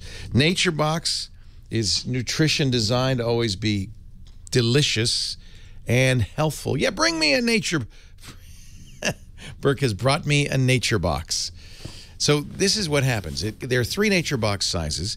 They come to you monthly, postage paid in the United States. Once you get your box, you'll find delicious treats inside. And there's a huge variety. NatureBox will let you choose, for instance, vegan treats if you wish, or gluten-conscious, or lactose-free, or soy-free, almost any diet, non-GMO, nut-free. You can also choose by taste, savory, sweet, or spicy. I like getting the... They have 100 different snacks, over 100. And I like getting the assortment because you never know what you're going to get. And by the way, I really love this. They work with Feeding America to provide food to millions of Americans who go hungry. They've donated 150,000 meals. So they give back, which I really love. NatureBox is so delicious. I want you to try it right now. Every one of the NatureBox treats has one thing They all have one thing in common: 0 trans fats, 0 high fructose corn syrup, nothing artificial, no artificial sweeteners, flavors, or colors. They're all really tasty. I have the box here. This is, see, I love the mango almond bites. Really love those. The South Pacific plantains with sea salt. Oh, garden tomato crunchies, tomato flavored almonds. Kim, stop looking at me like that. Santa Fe corn sticks. Is your mouth watering yet? You will love the lemon pucker pistachios. These are so good. Pistachio nuts, sea salt, lemon juice. Can you get better than that? So here's the deal. Go to naturebox.com/twit. You're going to get 50% off your first box. naturebox.com/twit. Healthful snacks that are delicious, delivered straight to your door. I love the internet. Nature Box. Leo Laporte, the tech guy. 8888 Ask Leo. We got Rob back. He keeps getting dropped calls on his Verizon phone, and apparently that's exactly what happened. Glad to get you back on. Thank you, Rob. From Lolo, Montana. Are you named after Olympian Lolo Jones? Not that I know of. It's probably an Indian name. Lolo. I love it. Yeah. As somebody with 2 L's in his name, Leo Laporte should live in Lolo. I think it's good. You should. Yes. What can I do for you? Well, here's my problem. In fact, this is sort of like taking your car to the dealer, only this time it actually happened. Yeah. This is typical, but my girlfriend and I both have Verizon phones. Mine's a new iPhone. Hers is that new HTC television screen thing. Mm-hmm. And we will be talking, and all of a sudden she'll be saying, "Are you still there? Are you still there?" Happens to me all the time. Happens to me all the time. Oh, it's so frustrating. Guess what? I'm on Verizon too. Oh. So, but I think it happens on all cell carriers. It's just I mean, let's not get crazy here. This is a miracle. We're walking down the street in the middle of nowhere, and it kind of works. We've gotten so used to the fact that it mostly works that when it doesn't, it's a little frustrating. But, you know, I mean, is Lolo rural? Yeah, we're fairly rural, but I have a cell tower within, half a mile of the place. Yeah, well. And so you got 5 bars or 4 bars? 4, yes. And if nothing else, at least I can tell her that, well, Leo said this is normal. Because it is. Crazy. Now, how often does it happen? Oh, we'll talk 8 or 10 times a day, and it'll happen 3 or 4 times a day at a minimum. Isn't that frustrating? You know, I think it is not unusual to have it happen. It happens to me every time, every day, probably half of my calls. But I don't, I think one of the reasons you don't hear more about it is that people don't use their cell phones for calls that much anymore. Yeah. Let me see what the chat room thinks. Chat room, does that seem like an abnormal situation that calls, it doesn't sound like it's dropped. You can still hear her. She just can't hear you. Correct. That happens to me, too. I think this is not unusual, to be honest.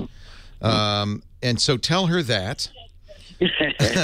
Are you driving or are you sitting still? Well, I'm disabled, so I'm just sitting around the house here. And is she moving around? No, she does sometimes, but most of the time she's calling from a stationary location as well. Yeah. Well, if you're, you should say you can see you're near a cell tower. A cell booster is not going to make much of a difference. 4 bars is more than adequate. Yeah. It's not unusual to drop a call if you pass between towers. The handoff is often where calls are dropped.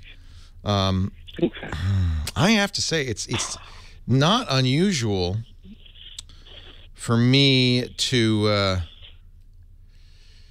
have this happen myself. Chat room says it seems to happen to them. I don't know if there's a fix for it except just to call back. Yeah. The thing is, once we went from analog to digital on cell phones, this stepped up because analog will degrade. So, remember the old days, you go, and you'd kind of hear them and kind of not and stuff. That was degrading analog. But now with digital, it just stops working. Okay, well, that makes sense. Because I was just thinking, these, although at the time, 5, 7, 8 years ago, when we used to have those stupid track phones. I never had this. No, because they were analog. Yeah. Yeah, and I think that this is not unusual, unfortunately. Maybe it's a Verizon thing. I'm using Verizon too, but I seem to remember it happening on every. In fact, iPhone users for years complained about AT&T, right? Right. Yeah. Yeah. Well, if nothing else, I can tell her that Uncle Leo said it's normal. Don't blame me. So that's a good reason to call. Exactly. I'm sorry that not to have any solution for you, Rob. You're getting enough, signal, so it can't be that. It's just an unreliable carrier. Speaking of unreliable, what is? Oh my gosh, that fixed it. Did you just cut the wire? So a little drama happening here in the studio. Apparently, we have a giant clock that for a while was only playing a song. And by the way, it plays like a minute-long song at the top of the hour. For some reason, it's now so John came in to fix it. He got on a ladder last hour. My studio manager. He fixed it. So now it doesn't go off at the top of the hour. It goes off at 9 minutes before the hour.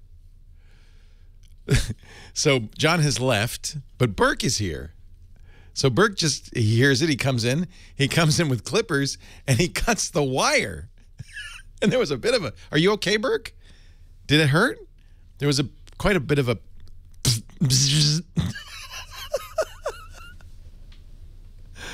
okay, well, that clock's dead.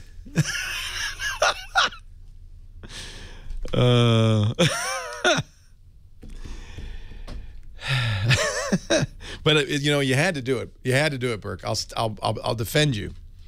That thing was gonna just go crazy for another minute, playing. It sounded like an ice cream truck was in town. Half the audience has gone outside to get the ice cream. Daryl's next, a truck driver. He's on the road. Hi, Daryl. Leo Laporte, the tech guy. Hey, how's it going, Leo? It's great. I just had a few questions about Linux and why it is. Actually, first, is it really like 100% virus proof? No, no computer program in the world is 100% secure. All of them can have flaws. It's not possible. They're human beings who write these, and it's like asking, is any human perfect? No, of course not. Gotcha. And why did Microsoft take a different road? Well, Windows, it's actually pretty straightforward. When Microsoft created Windows, back with Windows 3.0, 3.1 in the early 90s, there were no viruses, there were no security threats. Now, Microsoft, of course, over time has improved Windows greatly, and the big jump happened with Windows XP and Windows 2000, when they got rid of kind of the Windows 3.1, 95, 98 style Windows, and they went to a solid XP style NT kernel. And that really was robust. But unfortunately, Microsoft makes its money by preserving compatibility with older hardware and software. They call it legacy. And because Microsoft's in business, they've always supported legacy code. And that has left them open, left them vulnerable. Linux is designed from the ground up to be secure, so it is more secure. I'll talk a little more when we come back about this. It's a good subject. Leo Laporte, the tech guy. I'm not worried about. No, that's fine. But I think John may be a little unhappy. Well, it's easily fixable. I just didn't want. I knew it was right in the middle of. And there was no easy way to unplug it. You just had to do that. It'll be fixed. We're gonna fix it during the tech guy, and it's easy to. Well, John, it was funny because John fixed it, but I guess all he did is he moved it back 9 minutes. We can't see behind it or nothing. I see. Well, you had to cut it to take it down, and you just you'll repair it. I'll tell him. I'll tell him I made Burke do it. Tell him you did it. I'll tell him I did it. Good. Say I did it. Tell him I did it. I jumped up and I cut it. But that was a little scary. Did you know I was going to do that? You've done that before. It was live wire. As long as you have insulated. He had insulated clippers, so he was okay. Yikes.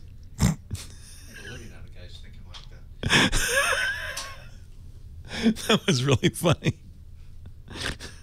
Wow.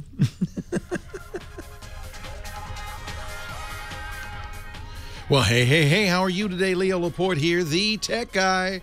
Time for Hour 3 of the Tech Guy Show. We're talking about computers, internet, smartphones, home theater, digital photography, sewing machines that use floppy disks, anything with a chip in it. 8888 Ask Leo is the phone number. 888-827-5536. That's toll free from anywhere in the U.S. and Canada.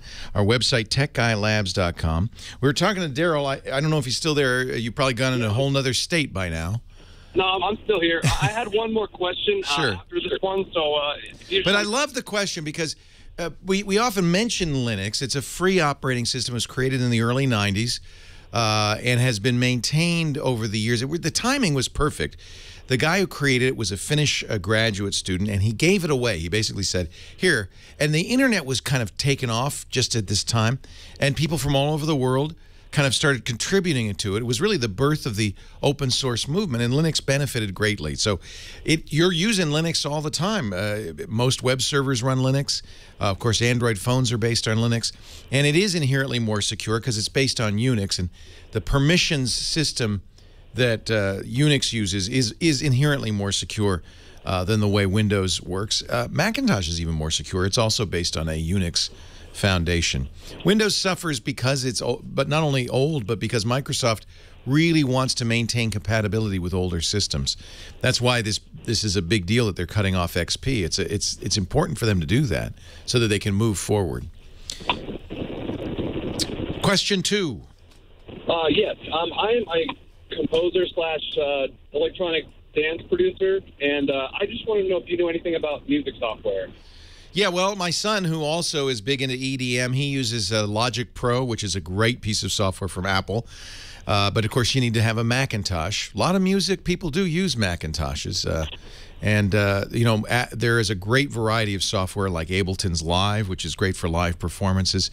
There's a lot of Windows software like Cakewalk. Computers and music seem to go together. The one advantage that I think Apple has is the iPad, and musicians and DJs have really seemed to take to the iPad. So there's a ton of software there for controlling music and for creating music. I think an iPad is a great choice. Interesting. Yeah. I'm using Fruity Loops right now, and I feel like love Fruity Loops. I'm sorry, what? Yeah, I love Fruity Loops. It's great. I've been using it for years now, but I feel like I need to move up. I don't know. Maybe I'm just not good at using it. I'm not really sure. I mean, I don't know. The thing about Fruity Loops is really about, it's a MIDI looping program basically, and that's what Fruity Loops, and that's, or FL sometimes, so people don't have to say Fruity Loops. I think Logic Pro is a reasonable alternative to Fruity Loops, and it will take you to another level. A lot of professionals use Logic Pro. It does require a Macintosh, though.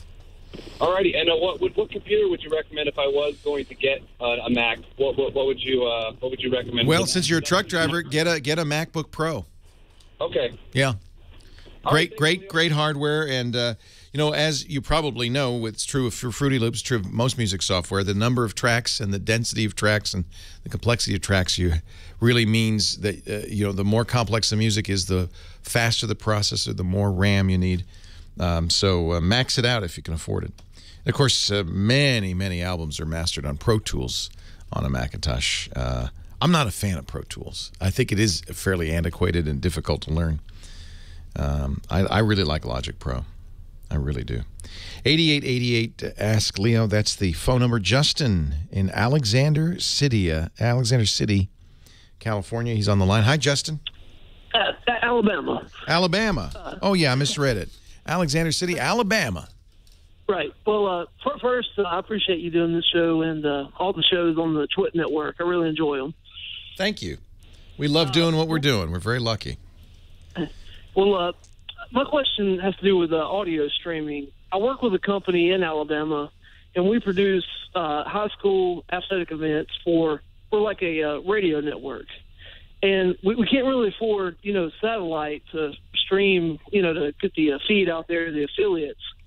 So what we do currently is I go on site and just plug in the audio and send a stream on site to each radio affiliate. But sometimes we'll run into problems with the audio buffering or things like that. And I was just wondering what you would suggest. So you're streaming it. They're playing it back in real time. You can't just upload a file to them. Right. Yes, it's in real time. Yeah. So the internet is really bad for real time because it's unpredictable. It was never designed for prioritizing packets to say these must arrive. They must arrive. And for streaming audio or video, they not only have to arrive, they have to arrive in a timely fashion in order, because you got to play them back in a timely fashion in order. And so the internet, because it's kind of unpredictable, is not ideal for that kind of thing. It's great for email, great for websites. Packets can arrive out of order and be reassembled. But for streaming, it's challenging. And I'm not sure. You know, we use ISDN lines. They're not super fast. They're a phone line, digital phone lines, but they're point-to-point. So they don't have to go out over the public internet where anything can happen to them. And so they're consistent in the amount of time it takes to get from my studio, the Brick House Studios here, down to Sherman Oaks in Southern California, where the engineers are, where Nathan is. That's almost instantaneous because it's a point-to-point line. Very few radio stations will use internet for anything that needs to be real time. For instance, answering your call. You're down there in Sherman Oaks. I'm up here in Northern California. We wouldn't be able to have a conversation over the public internet because there'd be too much delay. It'd be difficult. So that's a great question. People like Telos have started to make boxes that are designed to do this. You know, Telos is what we use for ISDN. They also have internet protocol stuff they're trying out. I'm not convinced yet that it's ready for prime time, although the interesting conundrum we face is that the phone companies no longer want to support ISDN. They invented it, and radio stations jumped on it, and I've been using ISDN in radio for a couple of decades now. But it requires the phone company have a separate switch, a digital switch, and since the market for it is very limited, I'm probably the only person in Petaluma who has an ISDN line. They'd prefer not to support them, so I think they're phasing these out, and at some point radio stations are going to have to face the same problem you're facing right now, Justin, which is how do you get content streamed out in a timely fashion? The internet is not ideal. In television, they use fiber optic direct lines, similar to ISDN, but they're much, much faster, and they're direct connects, and they're expensive, very expensive. Just good question. I wish I had an answer for you, but there isn't one right now. That's not hugely expensive. Walter Burbank, Leo Laporte, the tech guy. Hi, Walter. Hey, Hello. Hey, Walter. Welcome. I'm so happy to talk to you. I want to call you for months. Thanks for your patience. I know you've been on hold for a while, so I appreciate it. Yeah, it's okay. I'll get right to it. 2 questions. I just got a Windows 8 machine from Dell. I realized if I got an 8 and I upgraded 8.1, it didn't cost any extra. Yeah, no, you should. In fact, everybody who's using 8.1 now should add Update 1 to it, or you won't get any patches after next month. Microsoft is demanding that you do that, so get going. Oh. Okay, yeah, I was deciding between going with 7 or 8. Actually, 8 with 8.1 is not bad. Yeah, I've noticed. But you know what? I'm a big fan of TrueCrypt. Ever since you got me hooked on it with the security now. Good. But it doesn't work on 8. What? Is that true? I didn't know that. It doesn't. Well, you can do containers, but you can't do the whole disk encryption. Yeah. That probably has something to do with UEFI. So TrueCrypt is an open source, free encryption program that will encrypt individual files or folders, but also has a feature called whole disk encryption. I would just, if that's the case, use FileVault, the built-in Windows 8 encryption. I think it's quite good. Of course, it's closed source, but I think it does the job. Very fast and effective. Leo Laporte, the tech guy.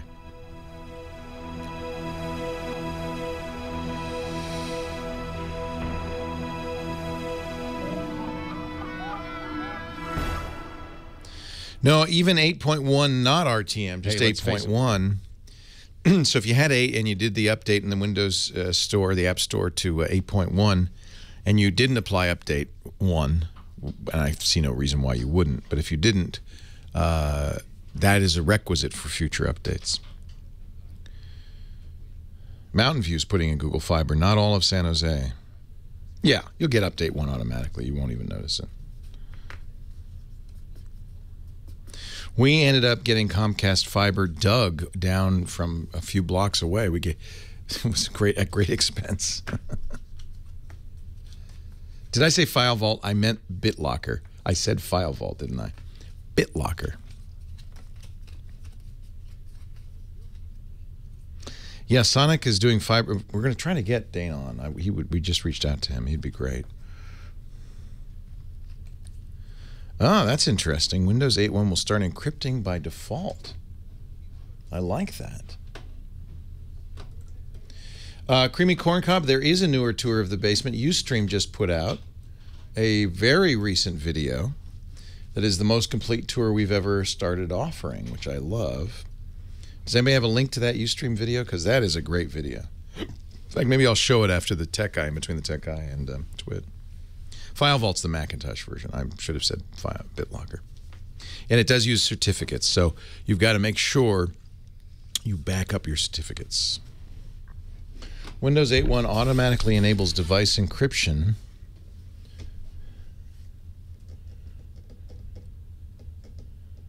Older PCs don't support it, but all new 8.1 PCs will do it. Wow.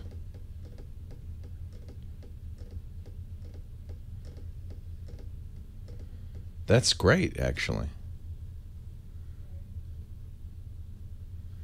Okay, let me put a link to this in the... Well, you already did. It's in the chat room. That's a great...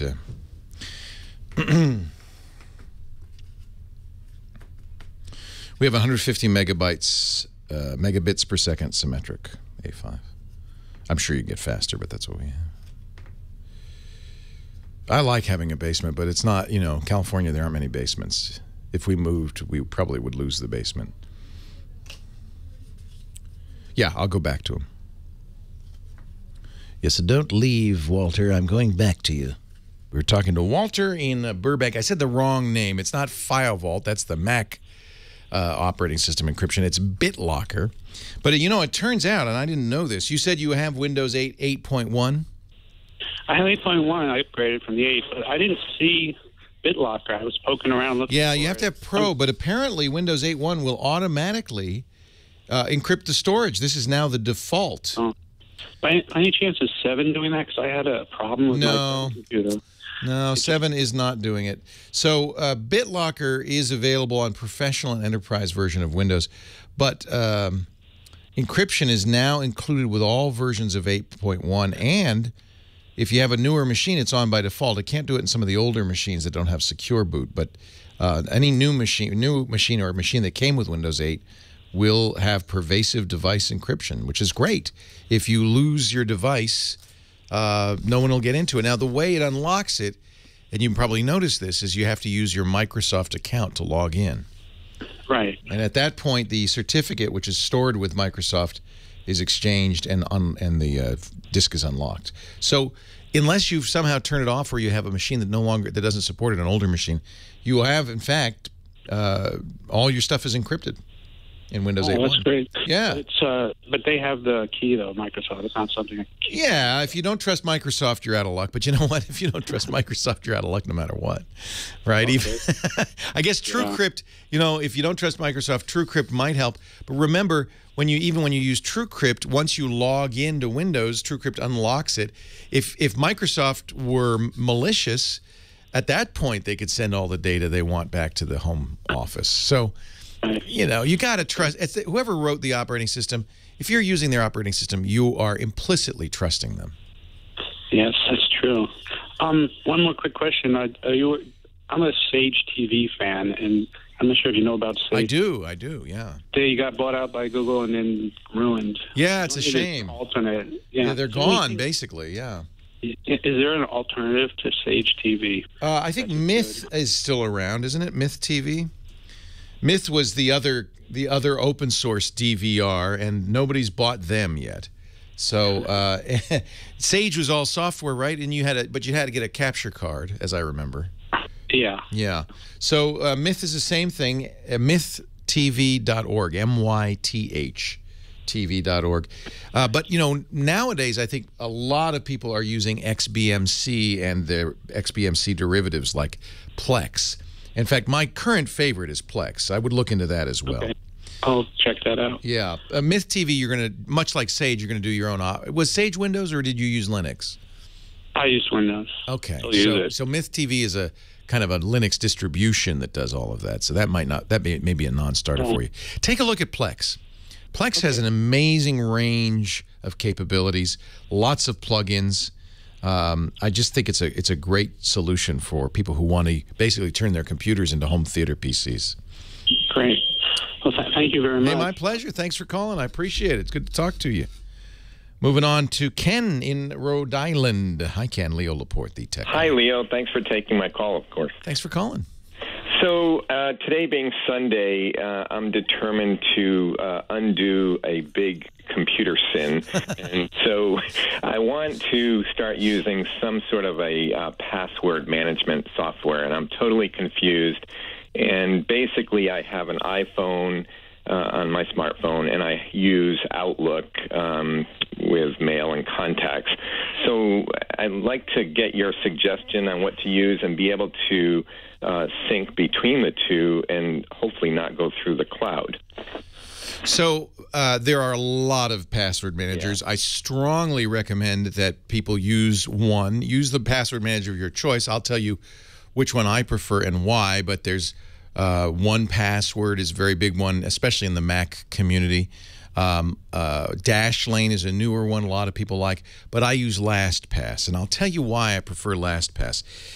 When we talk about security, my friend Steve Gibson, who does our security show on the Twit podcast network, uses a term he calls TNO, or Trust No One. The ideal security would protect you even against an operating system, for instance, that was, giving stuff to the NSA.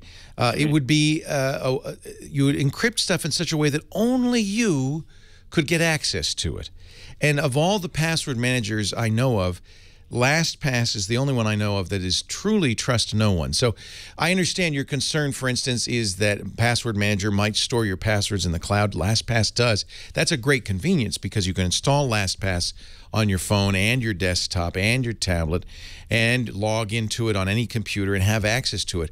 But LastPass does not have access to your passwords or your content. Only you do, because it's encrypted in a way that only you have the key. Okay. Now, do you let LastPass generate those individual passwords? They have an excellent generator, which I highly recommend. Okay. They can generate long, very random passwords that will always be better than the password you generate. And the beauty of a password manager is it encourages you to use strong passwords, and it remembers them for you. There is only one password you have to remember, and that's the password manager's password, the password for LastPass. So I do have a long, strong password for LastPass, but I generated that one by using a mnemonic. So I'm able to recreate it. And there are lots of ways you can do that. Use the first letter of your favorite passage from a book, or I've heard people use the last names of the last 20 presidents, capitalizing for Republicans. There's all sorts of ways to do it. A long sentence with punctuation, spaces, upper and lower case, that's not a bad one either. The idea is something that you can easily remember, but that is not easily brute forced or guessed. So then when you go to log into, say, your online banking and you've let the software create this long password, how do you actually insert that password into your login? If you're using a desktop computer, they have plugins for all the browsers, and it just does it. Oh, really? So you go to the bank, and it fills it in. If you are on a smartphone, it's a little more tricky. On Android, they've actually added the capability to fill in. But on Macs, iPhones and iPads, which I often use on Apple devices, I just cut and paste. So I will go to the bank website, and then I will go and launch LastPass. And there's a very easy, you tap the bank's name, and it says copy the password. You say yes. Then you double tap the home button to switch back over to the bank page, paste in the password. That works. It's a little extra, but it's not too bad, not too onerous, and I've been doing it for years, and it gives me some real confidence that my passwords are safe. Okay, great. That's really helpful. I'm a big fan. LastPass is free. There's a premium version that gives you more capabilities in mobile, and that's $1 a month. It's very affordable. And I'll tell you, we trust it enough that we use the enterprise version as well for my company. So all of our passwords are created by LastPass and stored by LastPass, the enterprise version at the company level. So I put my money where my mouth is. That is, we're absolutely committed to that. And they have an app for the iPhone then too, you said? Absolutely. iPhone, iPad, Android, Windows Phone. There's no platform that I can't find LastPass on. I highly recommend it. Great. Thank you very much. All right. Take care. My pleasure. This is one I don't mind saying over and over. I really think it's important. It's really key to security. Leo Laporte, the tech guy. Yeah, or you can use the LastPass browser. That's right. It's not a great browser, but you can use that if you want it for your banking, and that might actually be a good idea.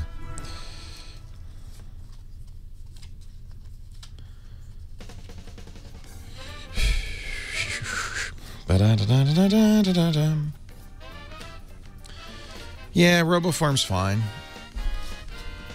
I just, Steve vetted LastPass, and I've been in contact with the guy who runs it, and I just am very impressed with everything they've done from day one on that. Leo Laporte, the tech guy, 8888. Ask Leo. Yeah, I highly recommend. If you don't want to use LastPass, that's fine, because there are many, many choices. But LastPass is the one I use, and I had great results. It works everywhere. It's very convenient as it can be. Security and convenience are often at odds. Often you trade off a little bit of convenience for more security. But I think nowadays that's probably a worthwhile trade. I recommend it. 8888, and we did a special, by the way. It's on our TwitSpace site. I just kind of sat down and installed LastPass in a system. They have excellent tutorials, but if you want to see a special, it's at twit.tv/specials. I think it's number 199.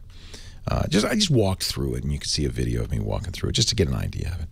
8888 Ask Leo's the number. Thomas is next in Vancouver, Washington. Hi, Thomas. Hey, how's it going, Leo? It's great. How are you?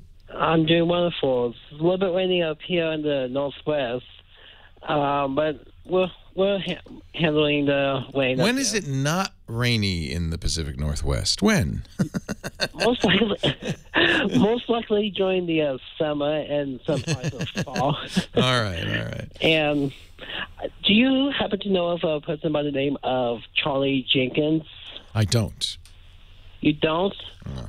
He told me that he knows you from when he worked at a college down in California. Okay.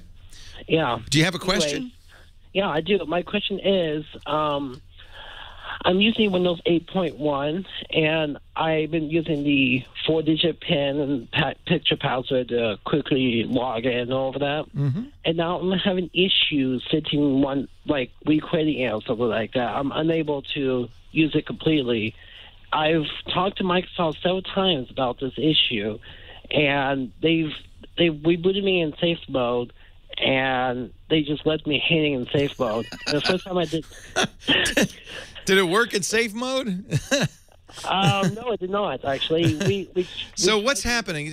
One of the nice things I think about Windows 8, although it's less secure, is they give you a variety of ways to log in. They do that for a reason.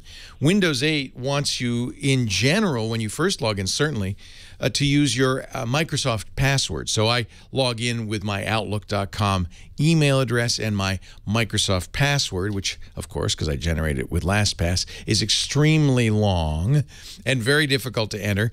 And this is one drawback to having good passwords. LastPass isn't running yet. So I have to open up my phone, look at the password, type it in by hand. It's a real pain. Microsoft, I guess, realized that, so they've added other ways of logging in on Windows 8. I use the PIN. It's less secure. It's only 4 digits, but it is a lot more convenient than trying to remember my Outlook password.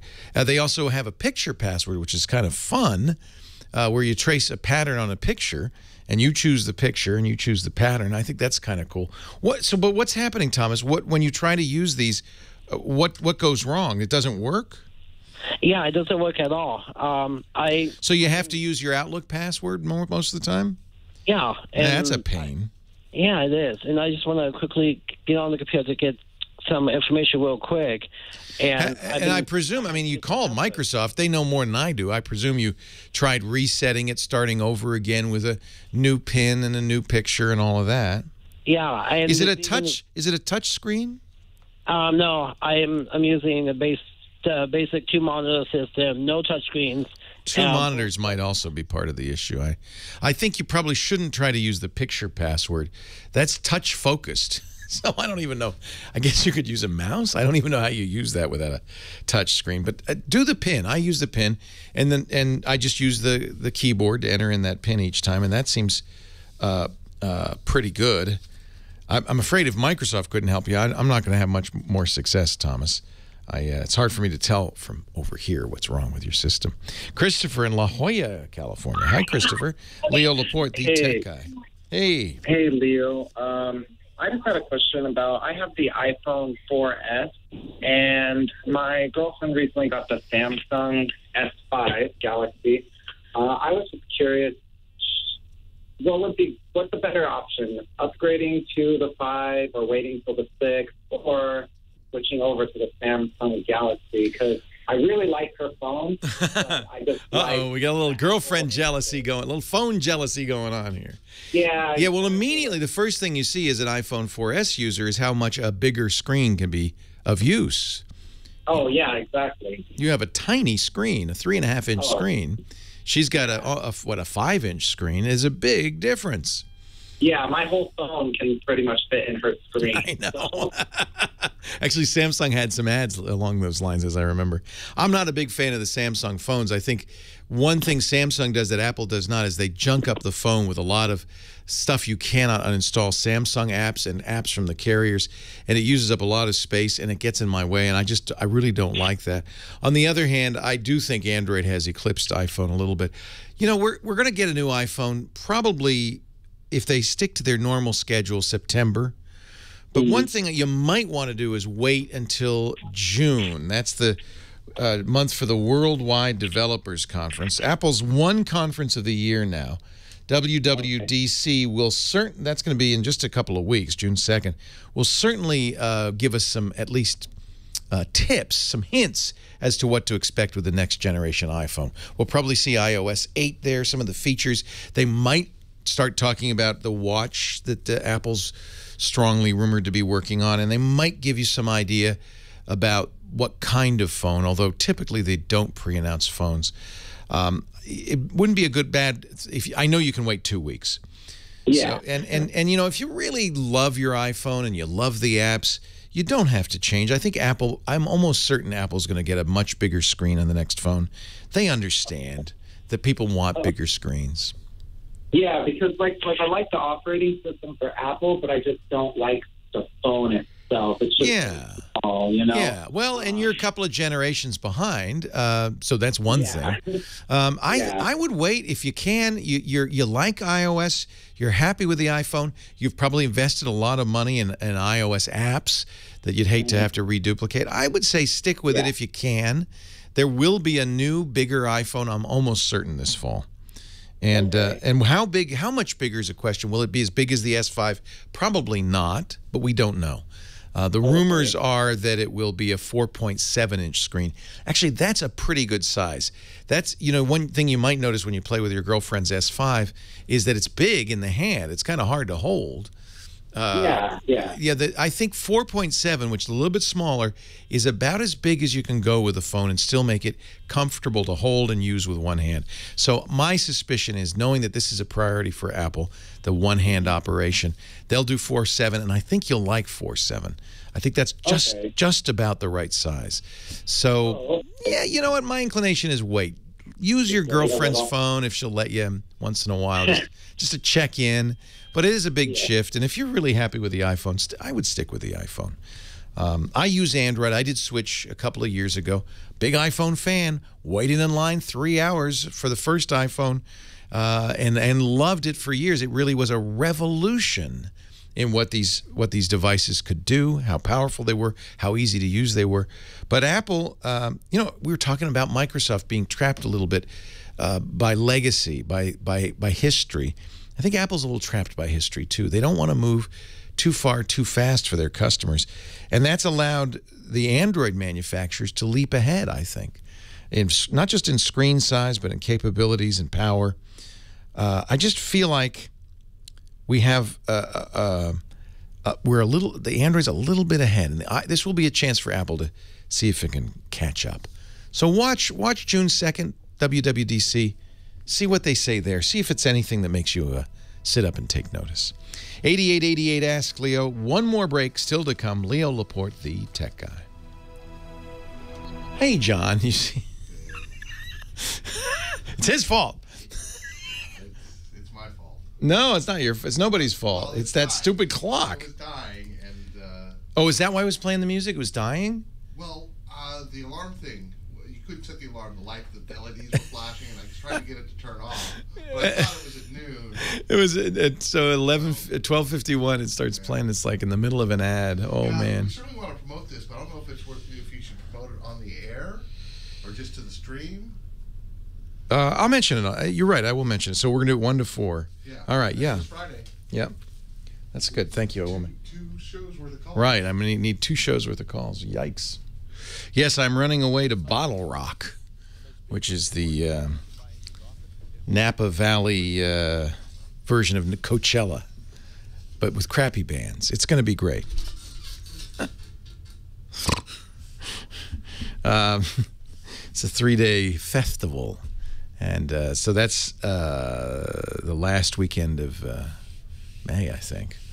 But we're going to pre-record this coming Friday, 2 shows for that, from 1 to 4 in the afternoon Pacific. The Cure is crappy. Now, The Cure is the headliner. I think Outkast is reuniting. They were at Coachella. I don't know. You know what? I have to look at the schedule because I haven't really paid much attention. LL Cool J is going to be performing. That's exciting. Let's see. What's the lineup here? The Cure, Outkast, Eric Church, Weezer, LL Cool J with DJ Z-Trip, TV on the Radio. I hear they're good. Matt and Kim, The Fray, Heart. I like Heart. Sublime with Rome. Oh, I guess part of Sublime is reuniting. Deer Hunter. I like Third Eye Blind. It's very 80s. De La Soul, Bare Naked Ladies, Cracker, Blues Traveler, Keep Shelley in Athens, Robert DeLong, Minor, Delta Ray, Smash Mouth. Wow. Wow. Hey there. You're a rock star. Get your game. The Gin Blossoms. There you go. Camper Van Beethoven, the Spin Doctors, very 80s, 90s, I guess. The Mexican Institute of Sound, which looks like one person. That's quite a few people. Problem is they have 3 stages, and so you can only see 1/3 of these acts because they're all competing against one another. Trebuchet, I like that. It's a good name for a band. Good Lord, this is going on and on. So, I've seen Blues Traveler. I saw them last year. Camper Van. Yeah, it's not a great lineup. Leo Laporte, the tech guy. 8888 Ask Leo. We're going to be pre-recording for future shows on Friday. This is, I mean, I know it's hard to get in sometimes during the radio show. But Friday from 1 to 4 Pacific, that is 4 to 7 p.m. Eastern Time, 8888 Ask Leo, the same phone number. I'll be here answering calls Friday, May 23rd. So if you've had a hard time getting in the past, this will be a kind of a special time. This should be easier to get through. And I guess we got Heather coming in. I'm not sure, to screen the calls. Let's go back to the phones. Debbie's in Los Angeles. Leo Laporte, the tech guy. Hi, Debbie. Oh, hi, Leo. Yes, I'd like to know what type of tablet or iPad would be best for some senior ladies who would like to text, but due to vision and manual dexterity problems, one of them had a stroke, can only use voice control to text. Is it possible? And if so, which would be best and what brand? Yeah, almost any tablet will allow you to give it voice commands. Texting, however, can mean a lot of different things. If you mean texting as in using SMS text messages to other people's phones, that's kind of tricky on tablets. Or do you mean just you want to be able to chat with one another using the same app? Is it somebody you're going to text who's using a phone? Yeah, just general. Like people say, text me, and Right. so it's a little hard on these phones. Sure. So we thought maybe a tablet would be better. Sure. Or Well, both the iPad and the iPhone have the same capability. They call it Siri. You press and hold the button, and I think you can send text messages via Siri. Let me see. Send a text message to Lisa. I'm just going to try this with my... Who, me? She says? Wait a minute. No. Send a text message to Lisa. Which Lisa? Yeah, okay. And then it picked Lisa. These are the phone numbers and email addresses for contacts named Lisa. All right, good. So it has the right number. What you want to say to Lisa Kenzel. I love you. Let's see what happens here. Ready to send it? Oh, it worked. Okay, so this is a plain old iPad without phone connection, and I was able to send that message using Apple's Messages app. It knew the phone number, so it had contacts in there, and I just sent a love letter to my girlfriend. So it worked. And it didn't involve any, the only dexterity was pressing and holding the home button on there. Okay, so you have to hold that. Yeah.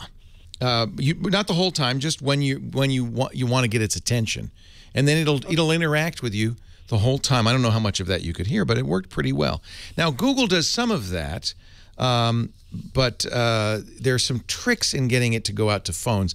Apple has solved this with Messages, so I think I'd stick with Messages. Of course, they're going to have to get their contact list into the iPad. Maybe you can help them with that. Okay. Yeah, because the iPad obviously doesn't know phone numbers until you give it the numbers. But once they've got the numbers in there, you see I did that by name. I didn't have to say a number or anything. But can they put the numbers in by voice? Can they do everything by voice? I think they can, yeah. It has voice dictation as well. Yeah, because I was wondering, what about blind people? What do they use?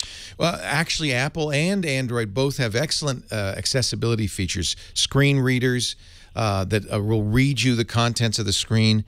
There are lots of ways to do that. So there are a lot of blind users who really like their iPhones, amazingly enough. So I think probably the iPad would be a very good choice for you.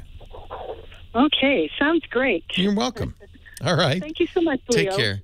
There have been issues. In fact, there's a class action lawsuit going on against Apple because people who used to use iPhones and then changed to Android, they used to be on Apple's Messages, but now are not, no longer receive text messages from friends and family who use Apple devices.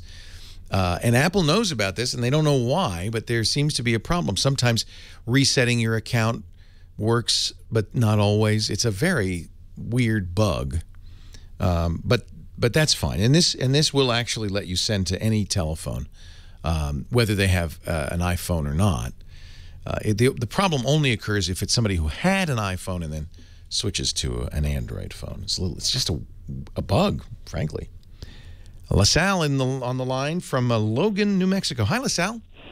How you doing today, sir? I am well. How are you? I'm all right. Hey, I just want to say I followed you every since Call for Help. Wow. That's back in the late 90s, early 2000s.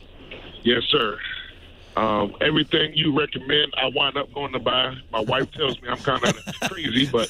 Please apologize to your wife for me, LaSalle.